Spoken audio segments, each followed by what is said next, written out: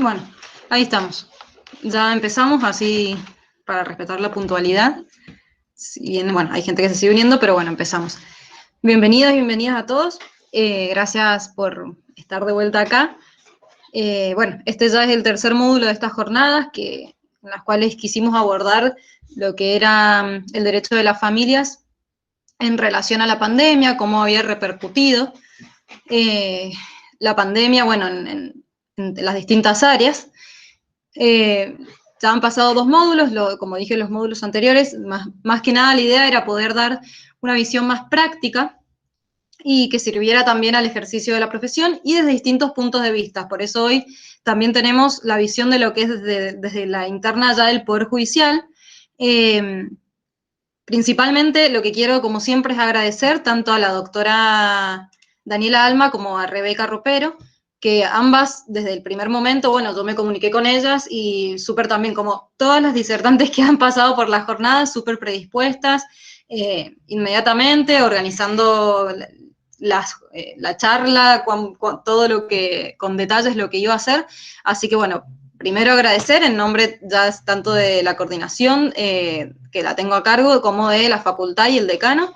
Agradecerles también por volver a la facultad y colaborar con esto que por ahí hacemos para llevar y para que llegue a todos los abogados y abogadas que ejercen. Y los que no ejercen también, ¿no?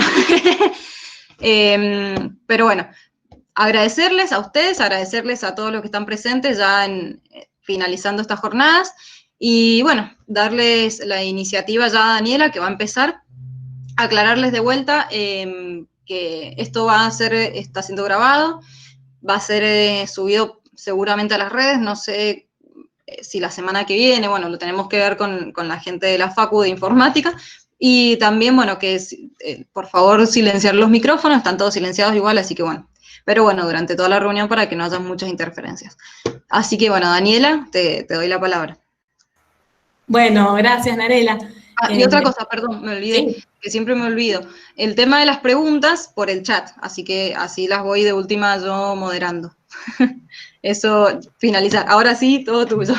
No, está bien. Bueno, buenas tardes. En primer lugar, bueno, agradecer a la Secretaría de Posgrado por generar estos espacios que son tan valiosos, al menos para mí, porque nos permite también compartir la mirada de diferentes puntos de vista. Nosotras vamos a contar un poquito y nuestra mirada siempre va a ser desde el Poder Judicial. Por eso es muy valioso que todas las propuestas o todas las cuestiones que ustedes nos pregunten en estos espacios son bienvenidos para poder mejorar el servicio de justicia, que entiendo que en el fondo es lo que de todas las partes es el fin principal, y también por eso estamos todos acá. En este contexto, es que yo me sumo a esta propuesta de la Secretaría de Posgrado. Respecto a las preguntas, la idea es que sea didáctico. Propongo que si tienen preguntas las vayan formulando y me las va preguntando Narela, y bueno, yo se las respondo, y si no puedo responderles, les averiguo las respuestas, o intercambiamos mails, no hay ningún problema en el caso que no les pueda dar una respuesta ahora. Y bueno, ténganme paciencia porque es la primera vez que participo en una jornada con estos sistemas remotos. Entonces, bueno, cualquier inconveniente, cualquier sugerencia, interrupción es bienvenida. Espero poder transmitir las ideas que estoy dispuesta a darles en este ámbito. Mi idea es abordar la temática de violencia intrafamiliar y violencia de género en el contexto de la pandemia por COVID-19. Mi idea es tomar como 3 ejes. Primero, refrescar un poco los conceptos de qué es violencia, de qué se entiende por violencia familiar y violencia de género, para luego analizar un poquito cómo impactó la pandemia en esta temática tan especial y tan importante en el derecho de las familias, para después explicar rápidamente algo muy práctico de cuáles son hoy los circuitos de violencia que estamos manejando, al menos en la primera circunscripción.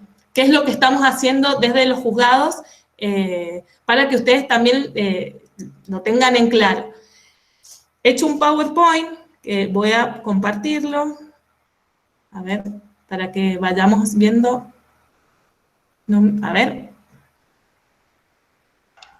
Ahí yo te digo cuando esté el Power, cuando lo veamos. Sí, no se vea. A ver. No, todavía no. Bueno, vieron que lo remoto no es tan fácil. Ahí no me sale, la tengo abierto.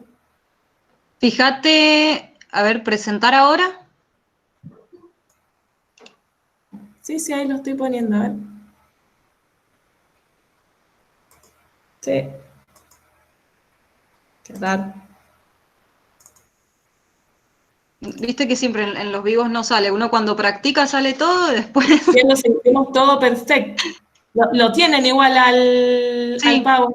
Sí, igual si no, fíjate, poné presentar y pantalla completa, creo que era... Sí, tu pantalla completa y ahí te va a salir cuando la abras. Bueno, ahí vamos a probar. Dale. Mil disculpas. No hay problema. Son cosas que pasan, es... Lo abrí, lo cerré y lo abrí para ver si va por ahí el problema. A ver, ahí está. Buenísimo. Ahí estamos. Lo abrí, lo cerré y anduvo. Bueno, ahí lo pueden... Ahí se ve.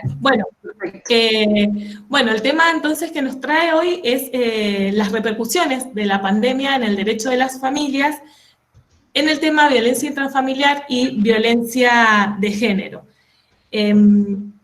Empiezo con una frase de Graciela Medina. El coronavirus es para la salud una pandemia y para el derecho un caso fortuito que impacta e impactará por mucho tiempo las relaciones interpersonales e indiscutiblemente influye en las relaciones familiares. Fue un tema muy preocupante la violencia intrafamiliar y violencia de género en las cuestiones de familia, con las decisiones tomadas a partir de los decretos de los poderes ejecutivos, tanto nacionales y provinciales, tuvo un impacto muy grande y fue una preocupación desde el primer día en todos los ámbitos de los operadores de estas materias. Por eso me parece muy importante que hoy tengamos en claro cuáles fueron las cosas que se hicieron y cuáles son las vías para poder paliar esto tan importante que es evitar las cuestiones de violencia familiar, así como todas las medidas adoptadas por los poderes ejecutivos y incluso el Poder Judicial tuvieron en miras digamos, evitar la saturación del sistema de salud. Esto trajo aparejado la dificultad de el poder brindar un servicio de justicia en condiciones de normalidad. Y esta temática fue una temática muy importante. Para refrescar un poco de conceptos, el marco regulatorio respecto a las cuestiones de violencia en el ámbito internacional, hago un pantallazo rápido de estos temas. Tenemos la Convención sobre la Eliminación de todas las formas de discriminación contra la mujer, la CEDAW, con sus protocolos facultativos. La CEDAW realiza recomendaciones a los estados en donde, por ejemplo, le recomienda que realicen estadísticas, que estas estadísticas se desglosen por sexo para tener una información rápida respecto a las situaciones de las mujeres, o que se informe periódicamente respecto a todo el trabajo que se realiza en los estados respecto a estos temas, como cuál es la legislación vigente, cuáles son las medidas adoptadas, por ejemplo. También el marco regulatorio, tenemos la Convención Interamericana para prevenir, sancionar y erradicar la violencia contra la mujer, Belén do Pará, en donde en esta convención el Estado le implica al Estado obligaciones concretas y compromisos concretos a realizar para evitar la violencia contra la mujer. La Convención de los Derechos del Niño también es otra norma internacional que forma parte del marco regulatorio. En el ámbito interno, la Ley 24417, que es la Ley de Protección Nacional contra la Violencia Familiar, tenemos el Código Procesal de Familia y Violencia Familiar, la 26061, la Ley de Protección de la Niñez y Adolescencia, y la famosa Ley de Violencia de Género 26485. Para ir entrando en los conceptos, la Convención Belén do Pará entiende por violencia cualquier acto o conducta basada en el género que cause muerte, daño, sufrimiento físico, sexual, psicológico, y tenemos que tener en cuenta que estos ámbitos pueden ser públicos o privados. La Convención sobre la Eliminación de todas las formas de discriminación contra la mujer, también en el artículo 1, expresa que discriminación contra la mujer es toda distinción, exclusión o restricción basada en el sexo, que tenga por objeto o por resultado menoscabar o anular el goce o el ejercicio pleno de los derechos de las mujeres. En el ámbito nacional, la 26485, que es la famosa Ley de Violencia de Género, en forma clara expresa un concepto de violencia de género que es aquella que es contra las mujeres. Habla de conductas, acciones u omisiones que de manera directa o indirecta, en todos los ámbitos públicos o privados, basados en una relación desigual de poder, afecte la vida, libertad, dignidad, integridad psicológica, sexual, económica, patrimonial, como su seguridad personal. Es muy importante entender que quedan comprendidas las perpetradas desde el Estado por sus agentes. Comprende también la violencia indirecta, que es cualquier tipo de conducta, acción u omisión que de alguna manera coloque a las mujeres en desventajas de los varones. La violencia contra las mujeres se manifiesta de diferentes tipos. En el artículo 5 están detalladas de manera bastante minuciosa. Para decirlo a grandes rasgos o poner ejemplos, la violencia física sería toda aquella que cause un daño en el cuerpo de las mujeres, cause o no este dolor. Tenemos como violencia psicológica todo el desmedro a la dignidad, todo tipo de humillaciones, deshonras, descréditos hacia la mujer. Como violencia sexual, por supuesto que está obligar a mantener relaciones sexuales o utilizar de cualquier manera la sexualidad de otra persona. Tenemos también la violencia económica o patrimonial. Esta es una violencia que es más común de lo que nosotros pensamos. Esta violencia tiene que ver con el manejo quizás, por ejemplo, se me ocurren ahora, el manejar el sueldo de la mujer, administrar sus bienes, someter a la mujer a no trabajar y que dependa de un hombre proveedor. Todo este tipo de conductas se encuadran dentro del tipo de violencia económica o patrimonial. Y la violencia simbólica es esta violencia que naturaliza estereotipos o subordinación de la mujer hacia el hombre, que se da mucho en las publicidades, estas publicidades de productos de limpieza, por ejemplo, que siempre terminan siendo mujeres las protagonistas y demás. Estos tipos de violencia se manifiestan a través de modalidades. La ley en el artículo 6 establece cuáles son las modalidades en las cuales se manifiestan los tipos de violencia contra las mujeres y establece las modalidades de doméstica, institucional, laboral, contra la libertad reproductiva, obstétrica y mediática. Es importante destacar que los juzgados de familia tienen competencia en el ámbito de la violencia contra las mujeres en su modalidad doméstica. Esta implica toda aquella cometida dentro del ámbito familiar o por su grupo familiar. El artículo 69 del Código Procesal de Familia y Violencia Familiar adopta un criterio amplio en cuanto a entender al grupo familiar, originado independientemente del estado físico, del lugar, son aquellas personas que pueden convivir, allegados incluso hasta que convivan con la persona. Y cualquier tipo de parientes, incluso es tan amplio que hablamos de noviazgos, incluso de relaciones que ya hayan cesado, que bueno, obviamente tiene que haber una razonabilidad entre el momento de la ruptura y cuando se van a pedir estas medidas. Pero bueno, esas son cuestiones que se analizan en el caso concreto. Pero es un concepto amplio de grupo familiar. No importa si están casados, si están dentro de una unión convivencial, el tema es que sean parte de un grupo familiar. La violencia de género ejercida en los otros tipos de modalidades no forma parte de la competencia de los juzgados de familia. Por ejemplo, la violencia contra las mujeres en lo laboral, que, bueno, puedo poner como ejemplo que no se les abone el mismo sueldo por el mismo trabajo a las mujeres que a los varones, o por ejemplo que se establezcan requisitos para adquirir ciertos puestos basados, por ejemplo, en la planificación familiar, o ese tipo de conductas. O, por ejemplo, la violencia obstétrica, que es la que ejerce el personal de la salud contra las mujeres.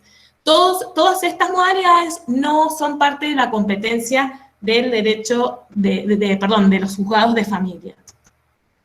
El artículo 1 define también quiénes pueden denunciar la violencia familiar. Les dejo ahí en el PowerPoint lo que dice el artículo 1 de la 24417, y el artículo 68 del Código Procesal de Familia y Violencia Familiar entiende por violencia toda conducta que por acción u omisión, de manera directa o indirecta, constituya maltrato y afecte a una persona en su vida, libertad, dignidad, integridad física, psicológica, sexual, económica, todos los modos de manifestarse y tipos. Los tipos. Y que tal menoscabo provenga de un miembro del grupo familiar, entendido en el sentido amplio que luego el artículo 68 recepta. Entonces, bueno, para refrescar ideas, la violencia intrafamiliar y la violencia de género no son lo mismo. La violencia de género es más amplia, por ejemplo, implica la explotación sexual o cuando la violencia es ejercida por personas ajenas al grupo familiar. Y la violencia intrafamiliar abarca también la protección, por ejemplo, de los varones, o un varón que sea víctima de violencia intrafamiliar o un adulto mayor. Lo que sí tienen en común es la violencia ejercida contra la mujer dentro del grupo familiar. ¿Cuál es la finalidad de todos los procesos de violencia familiar? El artículo 70 lo recepta claramente, es prevenir, sancionar y erradicar la violencia en el grupo familiar y también prestar asistencia. Traje un fallo de la Cámara de Familia, que no es nuevo, es del 2005, pero en este fallo me parece importante porque la Cámara dice que el paradigma de la intervención preventiva y evitativa del daño es la que impregna estas leyes. O sea que para la adopción de medidas de protección es suficiente la mera sospecha. Por eso estas medidas se toman en los juzgados con escasa prueba. Luego el Código Procesal tiene todo un procedimiento contradictorio para determinar si hubo violencia o no, pero la medida de protección ya está adoptada. Entonces, es importante esto que tengamos en cuenta, sobre todo quizás quienes litiguen, que las medidas de protección se adoptan para evitar, prevenir estas situaciones de violencia. Y con la sospecha de maltrato, sea físico, psíquico, sexual, habilita a los jueces a adoptar medidas de protección. En este contexto, pasamos a ver o a analizar cuál es el impacto que tuvo la pandemia por COVID-19 en las situaciones de violencia intrafamiliar y de género, donde tenemos un decreto, el 297/2020, que decreta el aislamiento social preventivo y obligatorio. Este decreto, que manda a todas las personas a sus casas, algunas en mejores condiciones que otras, supone que muchas mujeres y muchos niños, niñas, incluso varones, tengan que permanecer mucho tiempo con sus propios agresores, sumado a la situación de estrés, tanto por lo económico, por la seguridad, me acuerdo en esto que salían en la televisión pidiendo que la gente fuera al médico porque tenía miedo de dejar sus casas en los barrios más vulnerables. Todo este estrés, incluso, bueno, estrés sanitario y bueno, más toda la crisis económica, era un lindo, o es un lindo, caldo de cultivos para generar situaciones de violencia.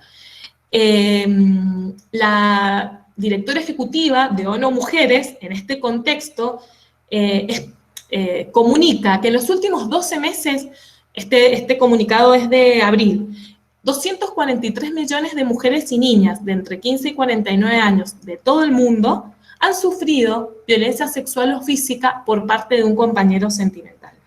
O sea que la problemática es muy grave a la hora de dictarse el aislamiento social preventivo obligatorio. Si bien ahora, no desconozco que en Mendoza estamos en una situación de distanciamiento social, es importante ver cómo se trató esto desde el Poder Judicial y incluso a nivel nacional, para poder comprender qué es lo que se fue haciendo para poder brindar herramientas para que se pudiese acceder a la justicia. El acceso a la justicia, como digo, fue la principal preocupación, y doy fe que el primer tema que fue tema de preocupación en los juzgados, incluso en las coordinaciones y dentro del Poder Judicial de Mendoza, fue cómo garantizar el acceso a la justicia. Un principio que está consagrado en la Ley de Violencia de Género, ahí les dejo los artículos donde el Estado debe garantizar un acceso efectivo a la justicia, respuesta oportuna. También en el artículo 3 del Código Procesal de Familia y Violencia Familiar, establece este principio como un principio fundamental de la justicia de familia. Y para acceder a la justicia, ¿qué hay que hacer? Hay que remover todos los obstáculos que tengan las personas para llegar a la justicia, sea económicos, culturales o geográficos. De hecho, por ejemplo, la departamentalización de la justicia de familia viene de la mano de una corriente de hacer llegar la justicia a la gente. Y con esta política digamos, del Poder Judicial es que también se descentralizan las oficinas de las codefensoras y demás, para que la gente llegue, llegue de manera rápida y de manera efectiva a la justicia. Esta situación también fue una inquietud que tuvieron diferentes organismos, y así empiezan a haber recomendaciones también de diferentes organismos internacionales. Por ejemplo, el Comité de Expertas del Mecanismo de Seguimiento de la Convención Belén do Pará solicita, en marzo de este año, solicita la incorporación de perspectiva de género en todas las medidas que se tomen para mitigar la pandemia por COVID-19. La Comisión Interamericana de Derechos Humanos, en su sala de coordinación y respuesta oportuna a la crisis, también hace un llamado a los estados a incorporar la perspectiva de género con las respuestas a la crisis y combatir esta violencia sexual e intrafamiliar. Es de abril también este llamado a incorporar perspectiva de género en las soluciones que se den a la pandemia por COVID-19. También el Consejo Federal de Defensoras y Asesores Generales de Argentina, en marzo también solicita la ampliación, solicita o recomienda la ampliación de los medios para presentar las denuncias y recomienda que se haga difusión de estas nuevas formas para denunciar. Habla de pegar carteles en farmacias, en supermercados, que son los locales o los servicios que siguieron funcionando durante toda la pandemia, para que la gente los conozca. ¿Qué soluciones se gestaron dentro digamos, del Poder Judicial, al menos en la primera circunscripción judicial? Se habilitó un portal en la página del Poder Judicial un portal que, bueno, funciona allí uno de los circuitos de violencia que hoy tenemos en la primera circunscripción, y esto fue sumar una vía de acceso a las mujeres para que pudiesen hacer las denuncias sin salir de sus casas o, bueno, siempre las comisarías de oficinas fiscales siguieron recepcionando estas denuncias también, pero fue sumar un canal más para denunciar. También se podían realizar denuncias y se pueden realizar denuncias a través del área de la mujer y también con vía telefónica. Estas son un poco los circuitos que hoy funcionan y que enseguida voy a explicar. En este contexto surge, no sé si enseguida hacemos las preguntas, pero avanzo un poquito más. Mira, como quieras, había una... Dale. Si querés, ¿cómo ha sido la influencia de la ley Micaela en el ámbito judicial? Y bueno, nos vamos un poquito de estos temas. Yo entiendo que en el Poder Judicial, la gente que no sé, bueno, es que me preguntas en el Poder Judicial. La verdad que en el Poder Judicial quizás un poco se tenga que responder a nivel más macro. Yo te puedo decir que desde la justicia de familia, todos estos temas los tenemos bastante incorporados. De hecho, las personas que atienden a las víctimas de violencia son personas que nosotros tratamos y capacitamos en la medida de lo posible para cumplir con todos los recaudos que nos imponen a la hora de protección de la víctima de violencia familiar. En el Poder Judicial se han hecho capacitaciones obligatorias, las están haciendo a través de, en su momento creo, si no me equivoco, no sé, Rebeca, las hicieron desde el Centro de Capacitación. El Centro de Capacitación en asocio con la Dirección de la Mujer. Claro. Han estado trabajando conjuntamente el Centro de Capacitación e Investigaciones Judiciales y la Dirección de la Mujer de la Corte. Claro, nosotros estos temas los tenemos mucho más arraigados a nuestra forma de pensar y a nuestra forma de actuar. Por ahí la pregunta está buena porque hay que ver en otros ámbitos, en otros fueros, cómo impactó la ley Micaela. En eso la verdad que no te sabría decir cómo impactó para adentro en otro fuero. Sí te puedo decir que se está capacitando. De hecho, sé que, bueno, la doctora Ceballos, que es la juez que está conmigo en Luján, ha realizado capacitaciones porque han llamado a jueces de familia a realizar este tipo de capacitaciones porque nosotros estos temas los tenemos arraigados de hace mucho tiempo. No sé si te respondí un poco la pregunta. A mí me parece que sí, porque aparte está bien acotar, digamos, a lo que estás ejerciendo vos. Igual me dijo Lucía, que fue quien preguntó, que sí, que estaba respondida. Bien. Así que bueno. Bueno. Sigo un poquito. Otra preocupación fueron los plazos que tenían las medidas de protección ya dictadas, porque estas medidas de protección, como dije antes, con la escasa prueba con las cuales se adoptan, de manera alguna pueden ser definitivas o tener carácter de definitividad. Estas medidas deben tener un plazo o una condición. Por ende, otra preocupación que surgió inmediatamente luego del aislamiento, fue qué hacemos con las medidas con plazo. En este contexto, el Tribunal de Superintendencia de la Cámara Nacional de Apelaciones en lo civil expresó que no se posee capacidad operativa para actualizar todas las medidas de protección que tenían plazo. Por ende, prorrogó automáticamente en cada expediente los plazos de las medidas sin necesidad de pronunciamiento judicial. El Consejo Federal de Defensores y Asesoras Generales, también en la recomendación número 1, expresa que resulta clave para esas jurisdicciones que todavía no lo hayan evaluado, que se prorroguen de manera automática estas medidas y, bueno, expresa que la ley 26485 lo habilita, la Convención Belén do Pará también, y además, esto que sugieren, que esto le va a dar espacio a los juzgados que queden de turno para enfocar sus esfuerzos en los casos complejos o en las situaciones urgentes que aún no tengan medida de protección. En este contexto, la acordada 29505 del 27 de marzo de Mendoza, me faltó poner de Mendoza esta acordada, dispone la prórroga automática para todas las medidas que se hayan dictado en situaciones de violencia, de que tengan un vencimiento desde el 15 de marzo de este año hasta la conclusión de la emergencia sanitaria. Esto queda prorrogado sin ningún tipo de libramiento de nueva orden judicial.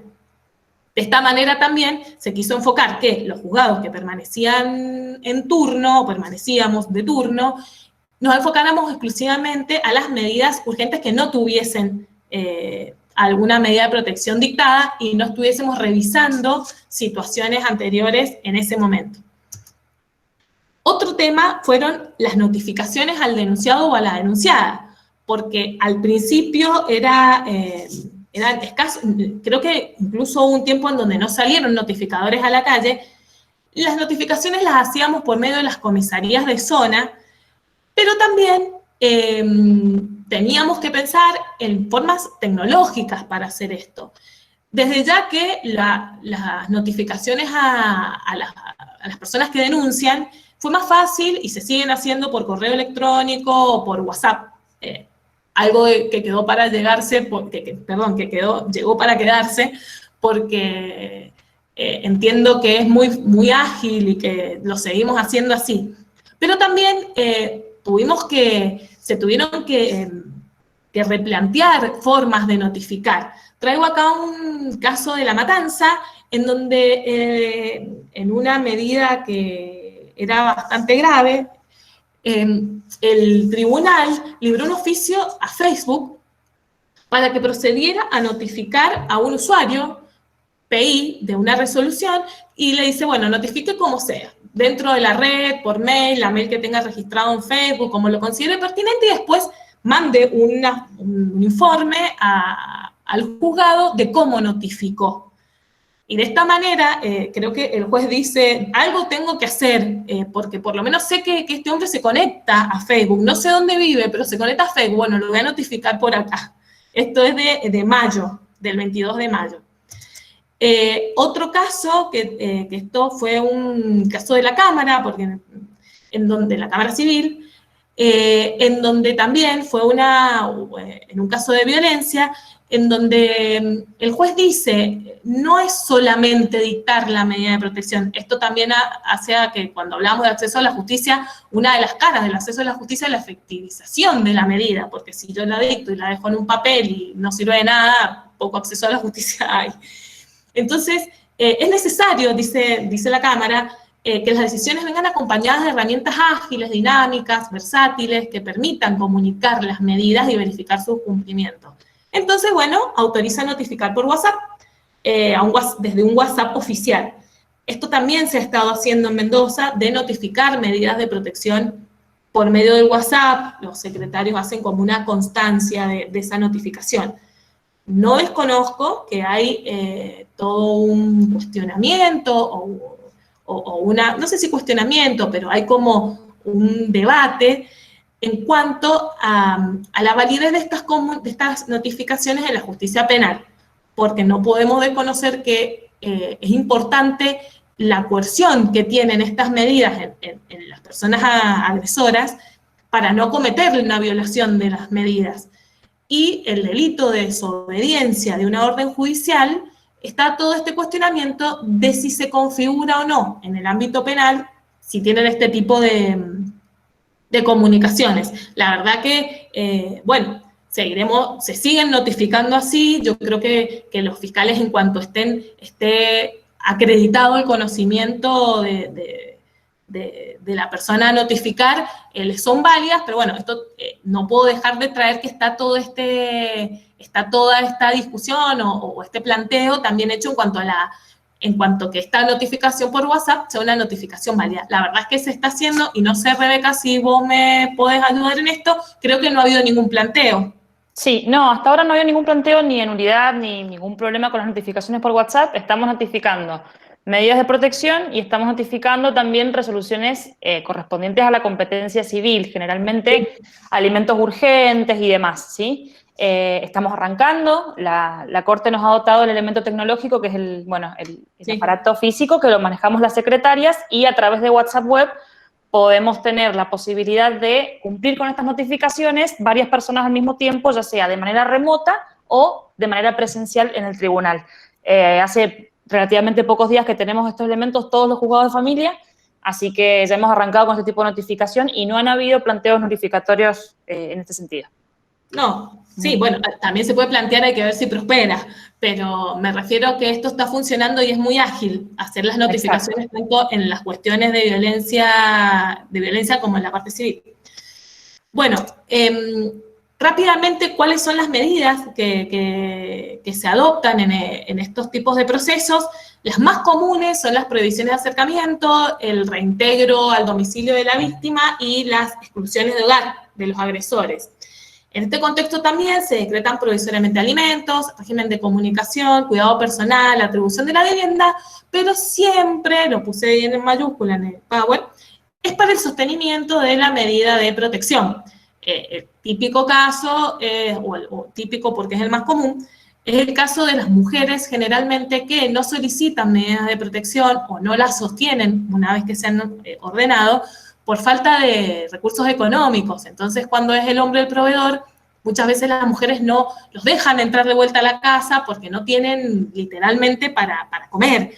Entonces, la idea es que dotar a las mujeres de una herramienta que le permita sostener las medidas de protección, lo cual no implica de manera alguna anular el proceso civil de alimentos o de régimen de comunicación, porque el conocimiento que tiene el juez en estos procesos es chico, es limitado, entonces siempre, y además estas medidas tienden a ser provisorias, como dice, como puse ahí en el PowerPoint, decretar provisoriamente estos tipos de medidas, que después, bueno, si bien estas medidas en familia siempre son provisorias, porque se revén, tanto como los alimentos, el régimen de comunicación, todo se revé de acuerdo al cambio de circunstancias del grupo familiar, pero de manera alguna significa obviar el proceso civil. En realidad los jueces pueden tomar toda medida que sea necesaria para proteger tanto a la familia como a su grupo familiar. Y es muy importante que estas medidas tengan duración, ya sea un plazo o una condición. La Ley de Violencia de Género amplía las medidas adoptadas para adoptar en el artículo 26 y posibilita que se ordene el cese de los actos de perturbación, el secuestro de armas o la prohibición de comprar armas. Bueno, hay la asistencia a la víctima, los famosos rondines policiales, que cuando son situaciones muy complejas, después de ordenarse la medida, hacemos que la policía haga rondines en los domicilios de la mujer. Bueno, acompañar a la mujer a retirar sus efectos personales. Estos efectos son personales, ropa, calzado, documentación, remedios. También se ordena acompañar a veces a la persona que es excluida del hogar, al agresor. Se puede también realizar inventarios de los bienes gananciales o de las parejas que son convivientes. Y además, entre otras medidas. Y además también está la posibilidad de adoptar medidas sancionatorias. Ante los incumplimientos también, el Código Procesal de Familia y Violencia Familiar establece la posibilidad de hacer trabajo comunitario, incluso imponer multas, enviar compulsas penales del incumplimiento, entre otras cosas.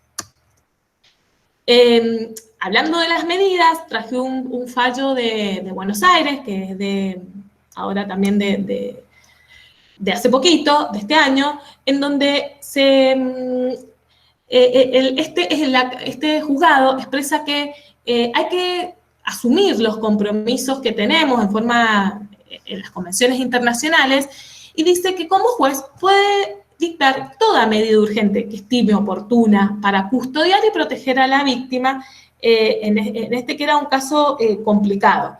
En este caso, el juez ordena la exclusión del agresor del domicilio en donde vivía con la familia y le concede al hombre, hace como una medida distinta a las enunciadas en las leyes de fondo y las procesales. Bueno, las procesales remiten a las de fondo. Y le concede al hombre la autorización para circular hasta la provincia de Córdoba en forma excepcional, en plena pandemia, en pleno aislamiento. Al solo efecto de llegar a ese domicilio, y dice, bueno, sin perjuicio de los demás controles que puede el hombre atravesar en el trayecto. Bueno, no sé, sigo un poquito más. En esto que hablábamos recién de los alimentos provisorios, quiero decir que esto también, en esta época digamos, de situación excepcional, se decretaron muchos más alimentos provisorios, o fuimos mucho más flexibles a la hora de disponerlos, porque si bien, acá traje otro caso, otro fallo, si bien la 24417 no deroga estos institutos de alimentos, cuidado personal y demás, no se puede privar al denunciante de requerir esta prestación y no podemos desconocer la situación excepcional que estaban en ese momento atravesando los tribunales. Entonces, esta era una niña, creo, de 9 años de edad, se dispone una cuota provisoria de 10.000 pesos dentro del proceso de violencia. Los juzgados fuimos más flexibles a otorgar este tipo de medidas dentro de la pandemia. También en este caso, creo, si mal no me equivoco, se establece que se pague a través de transferencias y demás para también hacer medidas que no implicaran salir, los bancos estaban cerrados y demás para facilitar el cobro. Voy a empezar con los circuitos de violencia, no sé si tienen alguna pregunta respecto Sí, acá hay un poco dos preguntas. de todos estos temas que son los que causaron mayor preocupación. Sí. Una es, ¿qué pasa con las demás circunscripciones respecto a las denuncias sin salir de sus casas? Si tenés alguna idea. No, a ver, las posibilidades de los formularios siguen estando, las comisarías siguieron abiertas, ahora los juzgados están presenciales también. Ahora cualquier persona víctima de violencia se puede acercar a los juzgados a realizar la denuncia.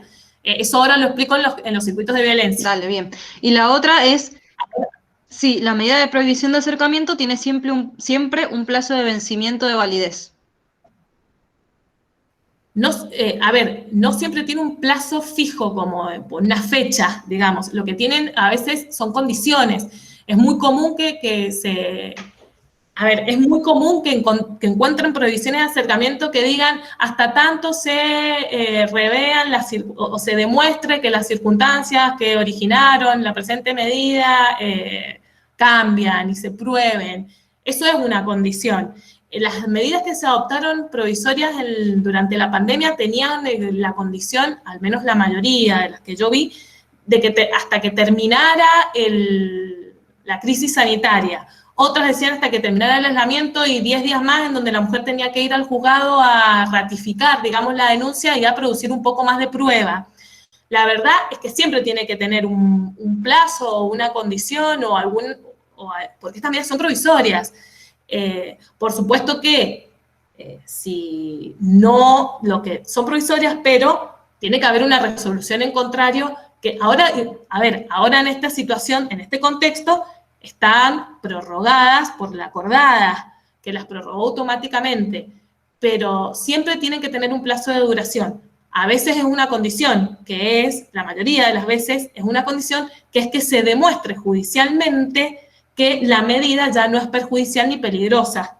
Entonces, en ese caso, la persona que quiera levantar, por así decirlo, la prohibición, va a tener que acercarse a un juzgado y establecer y probar que la medida ya no es necesaria. Perfecto. Ahí quien preguntó, dice perfecto, se entendió. Muchas gracias. Así que buenísimo. Ahí ya no hay más preguntas, así que bueno, para que siga. Bueno, rápidamente con los circuitos de violencia quiero decir que esto es lo que se está haciendo, o sea, es la forma en que se está trabajando de acuerdo a lo que establece la acordada 29505. Lo explico rápidamente, en forma más bien práctica, para que sepan cómo nos estamos manejando los juzgados y vean todas las bocas de ingreso que tienen las denuncias. La novedad fue el formulario vía web y denuncia telefónica. Estos formularios se pueden completar ingresando a la página del Poder Judicial. Juz Mendoza, hay una pestañita que dice violencia o algo así, no me acuerdo, pero es clara. y se llena un formulario en donde se preguntan, bueno, los datos personales, los datos de la persona que uno denuncia, hay una serie de preguntas como si posee armas y demás, se le pueden pedir testigos, se le pide un breve relato de los hechos, si tiene antecedentes en algún tribunal, y que quede claro la medida que solicita. Daniela, sí. Perdón que te interrumpa. Volviendo un poquito a la pregunta de la doctora Rodríguez recién y a colación de lo que estás explicando ahora. ¿Cuál fue la de la doctora Rodríguez? Porque no la estoy de, leyendo. La de las otras circunscripciones, ¿cómo hacemos por el tema del acceso? Acá tenemos a la secretaria, una persona que colaboró mucho con la Secretaría de Gestión. Entonces ella, en todo lo que es gestión, va a responder mucho mejor que yo. No, voy haciendo aportes humildemente. Sí. No, y para que quede claro también parte de los circuitos. En el portal del Poder Judicial, uno apenas ingresa, voy y vengo porque lo estoy abriendo con ustedes.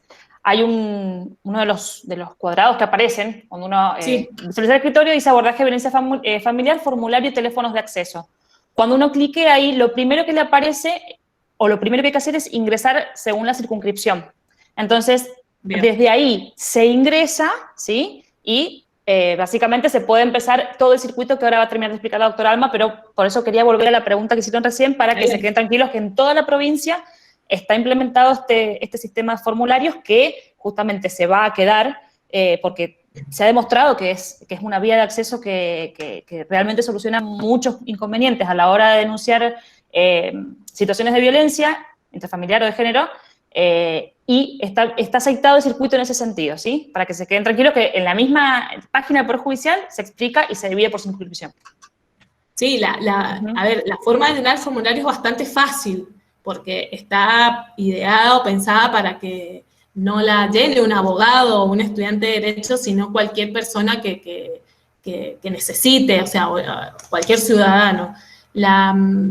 Estos circuitos podrán tener falencias, podremos mejorarlas seguramente, sobre todo el tema del formulario, pero la verdad es que llegó y se va a quedar porque ha funcionado y hemos tenido muchas denuncias por estas vías. Si bien, por supuesto, tengo la humildad de decir que seguramente que hay cuestiones que mejorar, la verdad que siempre sumar una boca de acceso en temas de violencia es algo positivo. Pero como les decía, volviendo un poco a cómo está funcionando hoy, se llena el formulario o también se hacen denuncias telefónicas a un número de teléfono que también sale en la página del Poder Judicial. Inmediatamente interviene la Secretaría de Violencia del CAI Trabajo Social. Es un grupo de trabajadores sociales que hacen el primer abordaje de manera remota, por teléfono, hablan con los denunciantes, les piden que se amplíe la información, si hay algún testigo, incluso lo entrevistan, y ellos también se fijan de si hay antecedentes. Una vez que hacen todo ese análisis, mandan un correo a los tribunales de gestión asociada de familia y hacen un pequeño informe. Eso en el caso de que en horario hábil, que sería hoy de 9 a 19.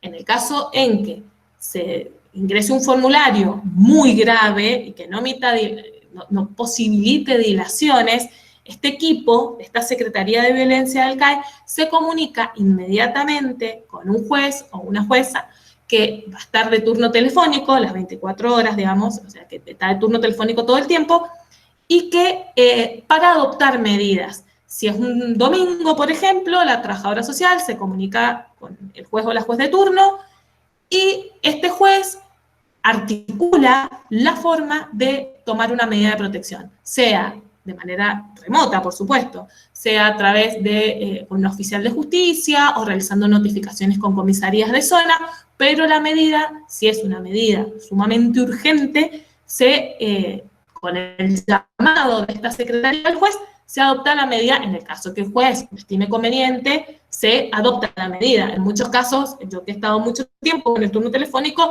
pedía que interviniera, por ejemplo, la Secretaría del CAI Salud Mental, entonces hacía alguna entrevista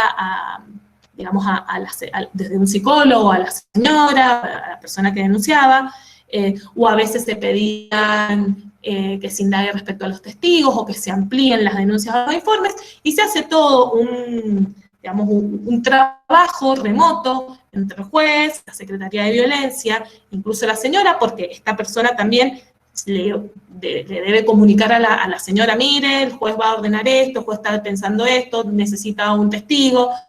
De esta manera se articula de manera excepcional en los casos urgentes en los horarios o días inhábiles. Cuando no es así, en los días y horas hábiles, se envía un correo a los correos de los juzgados, los cuales son revisados constantemente, de 9 a 19, ya sea presencial o remoto. Siempre hay un funcionario revisándolo. Ese funcionario ingresa la causa al sistema Redmine, que bueno, eso no sé si Rebeca va a hablar un poco de eso, pero eso es más interno. Se producen las pruebas pertinentes y necesarias en el expediente, se da intervención a los organismos que correspondan, por ejemplo, el Ministerio Público Pupilar, la asesora de menores, de niñas, niños y adolescentes, en el caso que corresponda, y luego se resuelve. Luego de la resolución, es muy importante la parte, en esto hablábamos recién, del acceso a la justicia, de ejecución y seguimiento.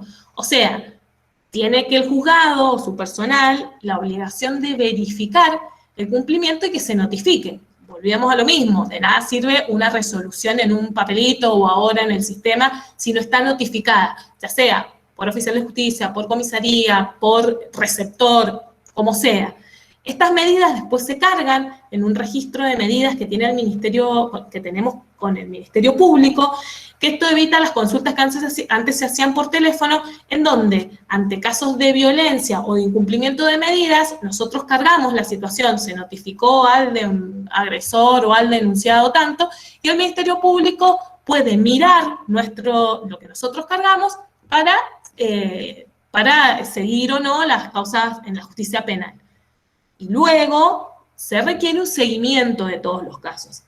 Que bueno, esto, para ser honesto, es una preocupación grande y que yo no he asistido a una reunión de jueces en donde no esté este tema en el tapete respecto a la preocupación que tenemos todos a la hora del seguimiento de los casos, porque la verdad es que tenemos muchos casos, la justicia de familia, las cuestiones de violencia tiene muchos casos, y tenemos que hacer un seguimiento. Entonces, es una preocupación muy grande hacerlo de la mejor manera.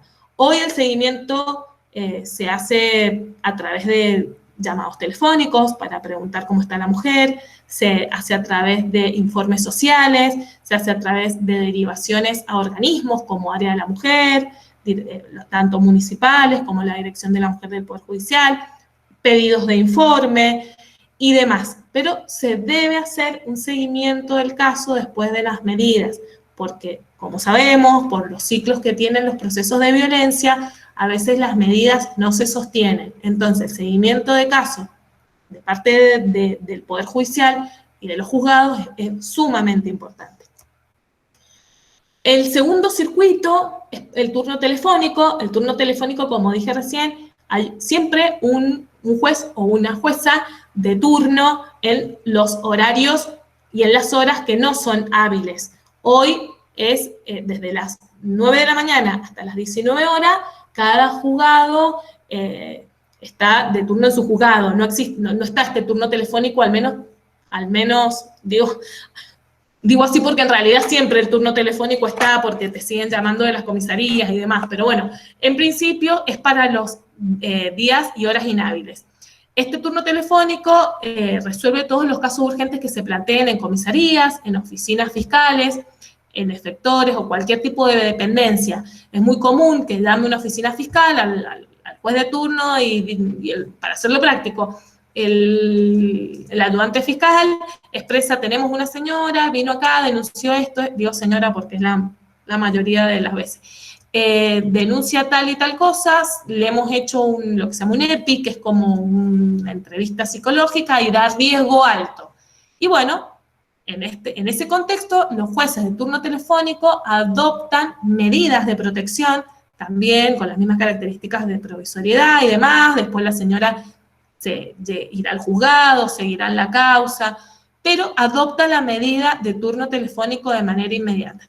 Y este juez de turno telefónico también imparte instrucciones a las trabajadoras del CAI social cuando se lo requieren en el circuito del formulario que hablamos antes, que expliqué antes. Pero siempre hay un juez de familia de turno telefónico, siempre para tomar medidas las 24 horas. Y por último, recientemente se volvió a habilitar la denuncia presencial. Hoy es de 9 a 14, por supuesto, cumpliendo con todos los protocolos de higiene y seguridad que establece la Corte de Mendoza, pero las personas hoy pueden ir a hacer denuncias a los juzgados. Tendrán que tener los protocolos, se les toma la temperatura a todos los que entran, estaremos con tapabocas, con distanciamiento social, pero las denuncias hoy se hacen en los juzgados y el proceso es el mismo. Se producen las pruebas necesarias, que para ser sincera la mayoría de las veces son pericias psicológicas y a veces algún testigo, depende también de la gravedad, se evacúan las vistas en el caso de corresponder y el circuito sigue en la resolución y verificación y notificación, verificación de la notificación y seguimiento.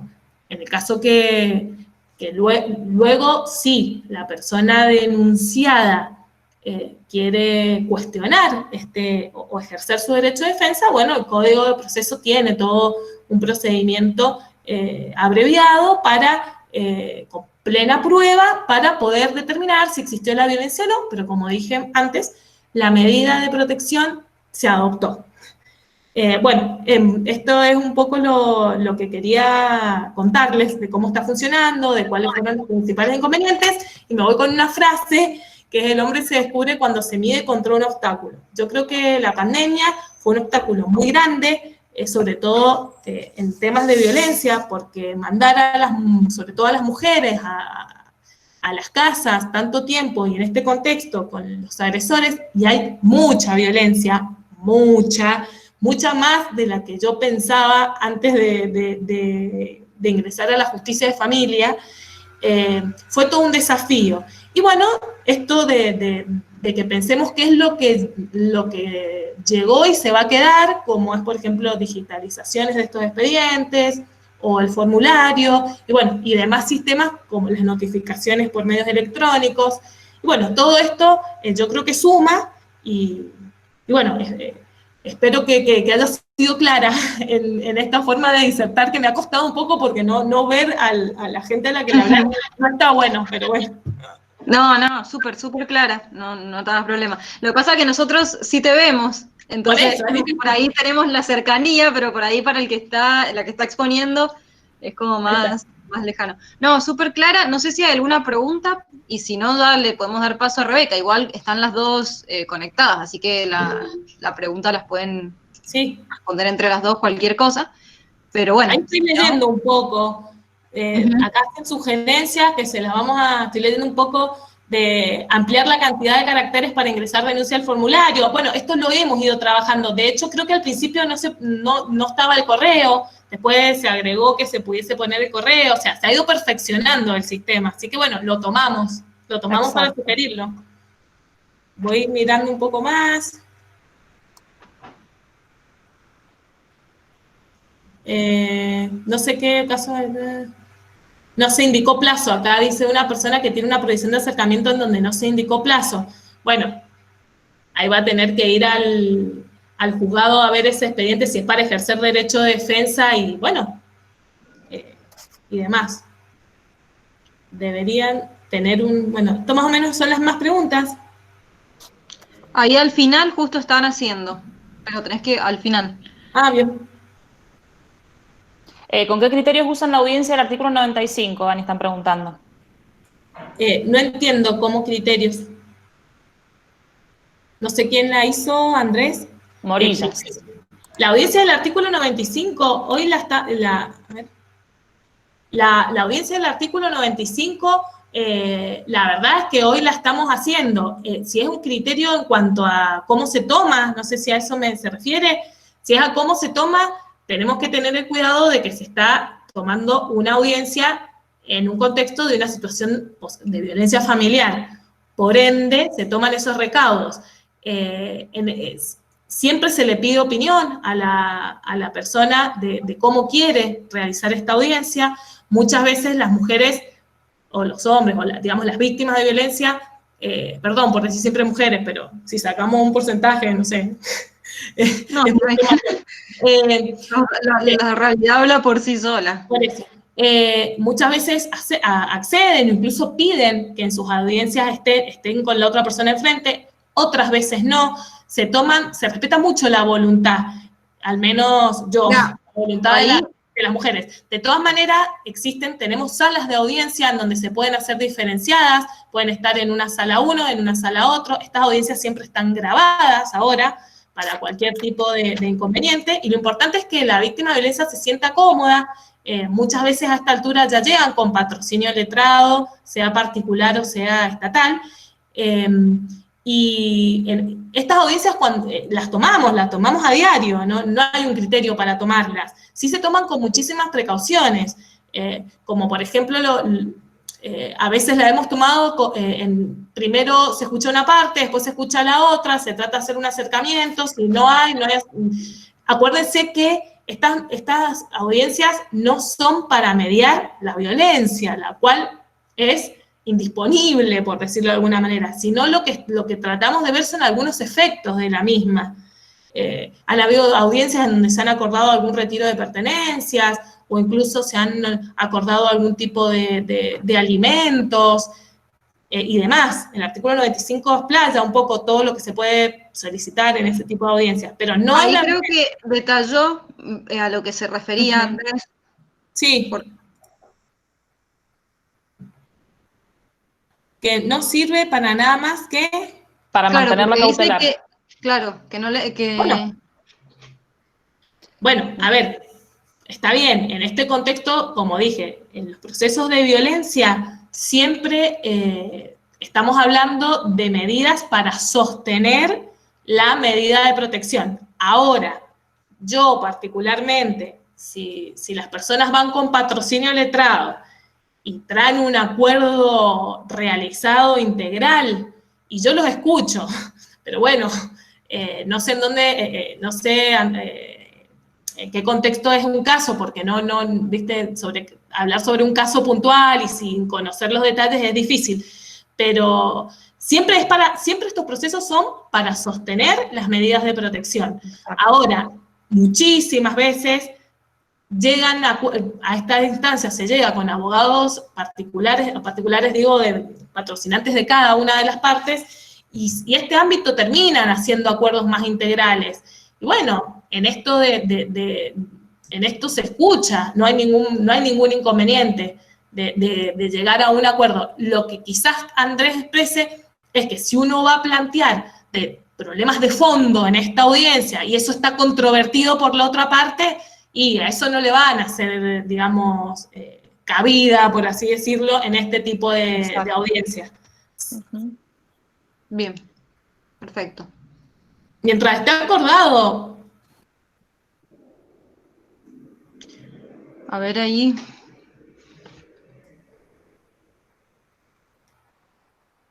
Ahí hablan del sistema MED, ahí te dejo a vos. Sí, no hay problema. Yo enseguida lo explico, no hay problema. Creo, Narela, Jessica había preguntado más arriba del juicio de oposición. Ajá, ahí decía, ¿qué opinión tiene sobre el juicio de oposición que trae el nuevo Código Procesal de Familia? Que tiende a ver si hubo o no violencia, como si esta fuese un hecho y no un contexto estructural. No sería convencional. Bueno, eso es un tema para ahora dar una opinión así rápida. Está cuestionado. Sobre todo está cuestionado por el tema de los daños y perjuicios que después pueda ocasionar el tema de esta sentencia. La verdad que dar una opinión así ahora, no sé si me animo, pero sí es un tema complejo, súper debatido, sobre todo por las consecuencias que después pueda llegar a tener esta resolución de que si existe o no violencia. Hay varios doctrinarios mendocinos, por decirlo de alguna manera, en que no están de acuerdo en esto, como expresa Jessica. Pero bueno, vamos a ver también, el código es nuevo, vamos de a poco a ver qué se va planteando y cómo lo vamos resolviendo, pero sí, no te puedo decir que no es un tema muy controvertido, el tema de la resolución no me acuerdo el artículo, pero de resolver respecto a la existencia y los efectos que después tenga esta resolución, como digo, incluso en un daño y perjuicio, que no sé si va por ahí la pregunta. Ahí dice que sí, gracias, así que supongo que sí. Ahí ya no habría más preguntas, así que bueno, no sé si querés que le damos paso a Rebeca. Bueno, y cualquier cosa de última. Bueno, muchas gracias por la paciencia, espero que se haya entendido o escuchado bien y bueno, sobre todo lo que me importaba era que vieran cómo está funcionando hoy el sistema. No, sí, súper práctica, así que quédate tranquila que estuvo muy bueno y lo entendimos. Bueno, así muchas que, gracias por haber participado. 53 personas, un montón. Sí, Bueno, sí, estábamos recién en más, así que venimos bien. Bueno, ahí Rebeca, cuando vos quieras, Bueno, te doy el paso. Muchas gracias. Bueno, buenas tardes a todos, buenas tardes a todas. Primero, bueno, agradecer. Siempre es un gusto volver a la facultad de donde uno egresó, ¿no? Es como que uno el corazoncito lo tiene en el lugar donde pasó tantos años formándose, así que muchas gracias, Narela, y la Secretaría de Graduados de la Facultad de Derecho. Muchas gracias a la doctora Alma también por convocarme. Yo tengo el gusto de trabajar con ella en el Tribunal de Gestión de Sociedades de Familia de Luján, con ella y con la doctora Silvia Ceballos. Me desempeño como secretaria de ese tribunal desde hace ya algunos años, así que, bueno, y muchas gracias a ustedes por un viernes en la tarde estar acá para que podamos, como decía la doctora Alma también, intercambiar ideas y siguiendo la línea de lo que se expresaba, abiertos y abiertas a que nos hagan las sugerencias que ustedes estimen para que esto pueda funcionar un poquitito mejor. A ver, el nombre del módulo que pusieron a mi cargo, sinceramente confieso que es un poquitito ambicioso. Habla del funcionamiento de la justicia de familia, la gestión judicial y la modernización. Yo puedo hablar desde lo que a mí me toca, desde la práctica que tengo de los años que tengo de funcionaria. Tengo un título de especialista en gestión judicial también, que también me puede ayudar, pero más que nada es haber hecho aportes en la medida en que he sido convocada para hacer estos aportes también junto con otros funcionarios del fuero, para encontrar también salida a esta situación que nos toca vivir a todos. Pero bueno, aclaro que no soy un especialista ni en modernización, ni mucho menos, por eso mi aporte va a ser justamente desde la práctica y desde lo que puedo aportar en ese sentido, ¿sí? Y antes de comenzar a hablar, me parece que para ponernos un poquitito en contexto y también siguiendo esta línea práctica que nos planteaba la Secretaría de Graduados para esta charla, estamos todos de acuerdo, creo, que la pandemia nos tomó a todos de sorpresa, ¿sí? Pero antes de este mes de marzo, que nos congeló en algún punto en el tiempo a todos, en nuestros distintos ámbitos de trabajo, ya sea dentro del Poder Judicial, afuera, o donde sea, tenemos que ver que teníamos un camino más o menos andado ya en la justicia de familia que siempre, y hasta un determinado momento se caracterizó, esto no es novedad, por tener un déficit estructural importante. El fuero de familia fue un fuero que, se manejó de una determinada manera con muy escasos recursos hasta no hace mucho tiempo. Esto cuento también un poco para que sepan la historia de por qué tantos cambios juntos en familia, que a veces me dicen, hay muchos cambios juntos y no los podemos procesar. Sinceramente, yo estoy en la justicia de familia desde el año 2005, o sea que he pasado ya algunos años aquí adentro, y he notado que había una decisión política, tal vez de la Corte, en la figura del ministro coordinador del fuero, de empezar a modificar algunas cosas dentro del fuero de familia, asignando o reasignando recursos de la manera en la cual se ha podido, ¿sí? Hubo un intento de asignación de más personal proveniente del fuero civil, que finalmente no se pudo concretar, pero lo pongo como ejemplo porque, como les decía, siempre hemos sido un fuero que nos hemos tenido que arreglar con lo que pudimos, ¿sí? Desde hace un par de años a la fecha hemos tenido más recursos tecnológicos, hemos tenido más capacitación, hemos tenido una reforma del Código Procesal, ¿sí? Que no es menor, entonces también nos hemos tenido que adaptar en ese sentido. Pero bueno, en este contexto, como les decía, nos toma esta pandemia. Y unos meses antes de que se produjera todo este lío, por decirlo de alguna manera, nosotros arrancamos el 2019 con la sanción de un Código Procesal de Familia que nos cambió absolutamente la manera de tramitar los procesos. Veníamos de un proceso eminentemente escrito, ¿sí? Que lo traía la 6354, y pasamos a un sistema oral, que en este sentido, tanto la Corte como la Secretaría de Gestión y Control han tenido mucho que ver en que lo podamos implementar, ¿sí?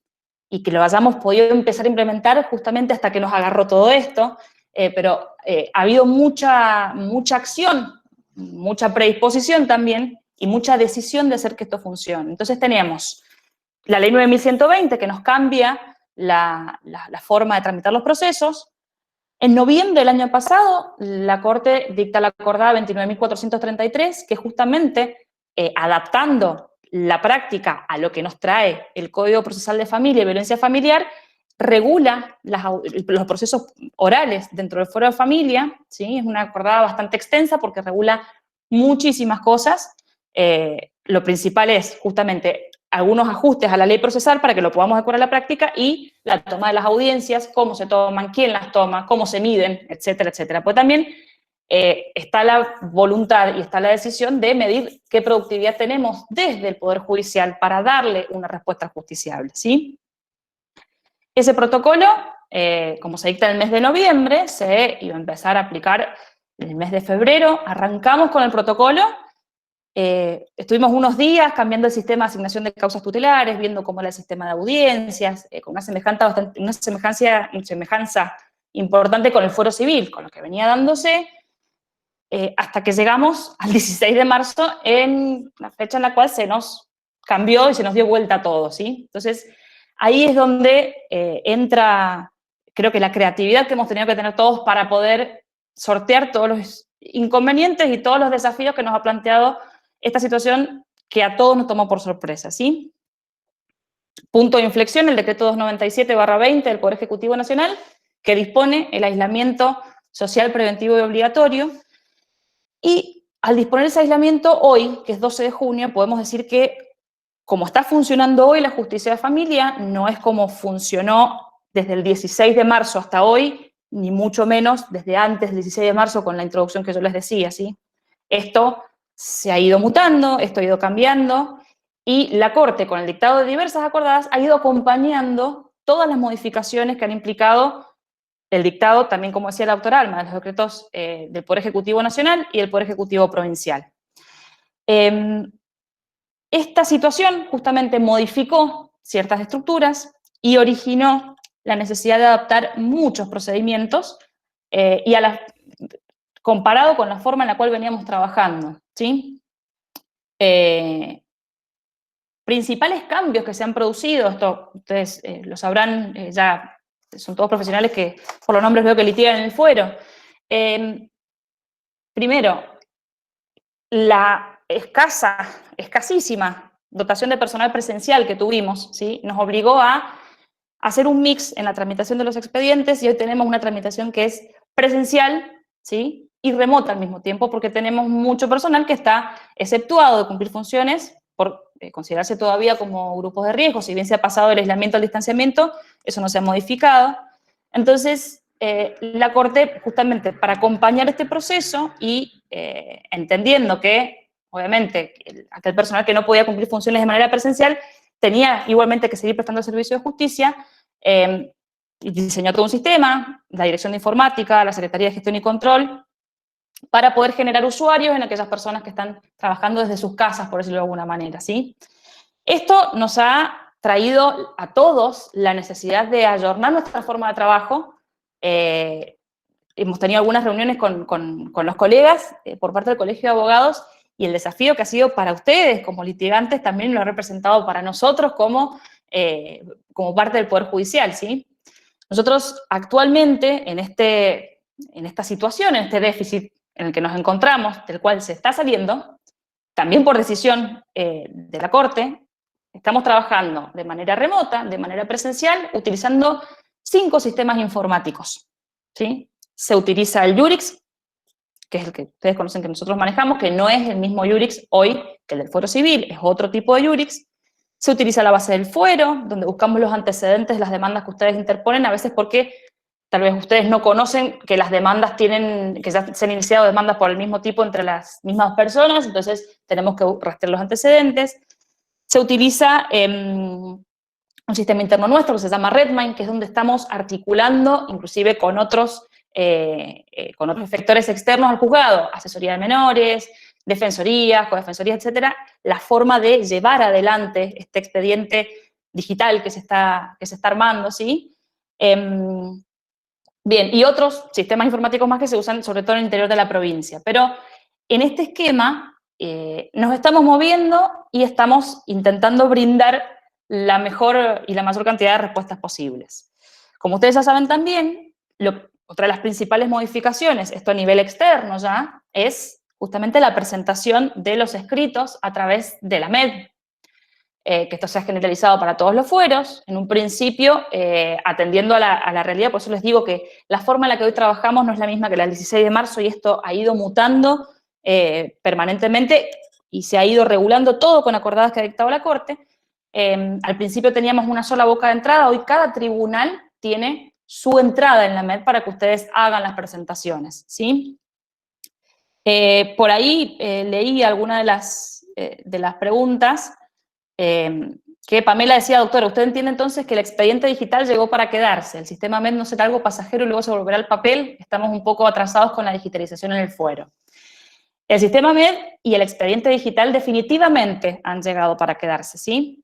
El concepto que nosotros entendemos como expediente papel es un concepto que tenemos que ir de a poco abandonando, si se quiere, tanto los profesionales como que litigan que ustedes, como quienes trabajamos adentro del Poder Judicial. Y en la digitalización, a ver, ¿por qué digo que estábamos un poco atrasados? Tal vez son cosas que no se saben, que por eso está bueno este tipo de encuentros para que se sepan.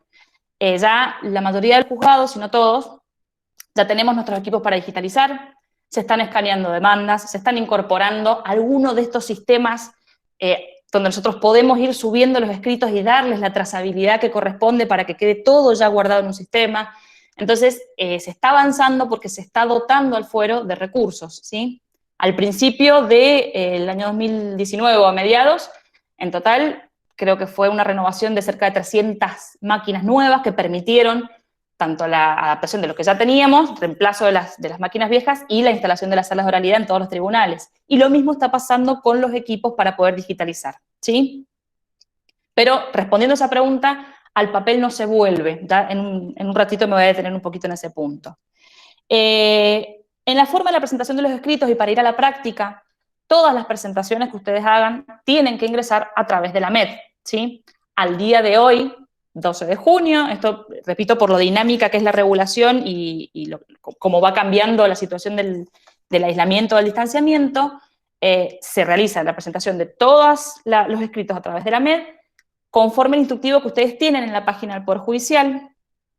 En ese instructivo van a encontrar todos los pasos que deben seguirse, los obstáculos que se plantearon al principio, ya de a poco, yo lo veo como secretaria, se han ido como calmando en algún sentido. Al principio el reclamo fuerte que hacían los profesionales era: me perdieron el escrito nunca se pierde, ¿sí?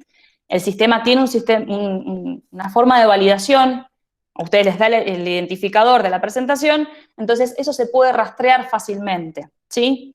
Lo que sí es una buena práctica, y esto también, charlando desde la práctica, se los comento, es que ustedes al presentar estos escritos sean lo más claros posibles. ¿En qué sentido? En el que indiquen, acuérdense que nosotros somos tribunales asociados, ¿sí? Compuestos por distintos juzgados en cuanto a la nominación, ¿sí? Somos un juzgado, pero adentro tenemos distintas nominaciones. Entonces, algunos, ustedes me dirán, pero bueno, son un tribunal y en lo civil ya están con el sistema informático adecuado. Nosotros estamos en un proceso. Entonces, por ejemplo, si ustedes presentan un escrito y me ponen expediente 139/18, yo no sé si es, yo estoy en Luján, que están el 10 y el 13 como juzgados, yo no sé si es del 10 o del 13. Entonces tengo que meterme, rastrear. Si no me ponen la barra del año, peor, porque tengo que rastrear, por ejemplo, el juzgado número 10 se creó en el 2011, casi 10 años, tengo que rastrear a ver por nombre y por carátula.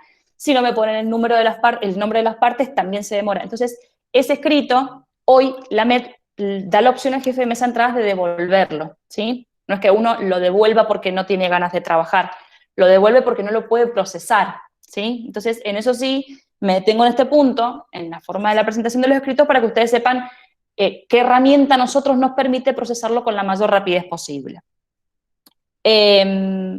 Otra utilidad que hoy da la MED, y esto sí se relaciona mucho con la forma de proveer que estamos teniendo los tribunales, es que justamente como estamos construyendo este expediente digital en familia, ustedes verán que en algunos decretos les hemos puesto a disposición un link para que ustedes accedan a las presentaciones, por ejemplo, que hace la contraria, ¿sí?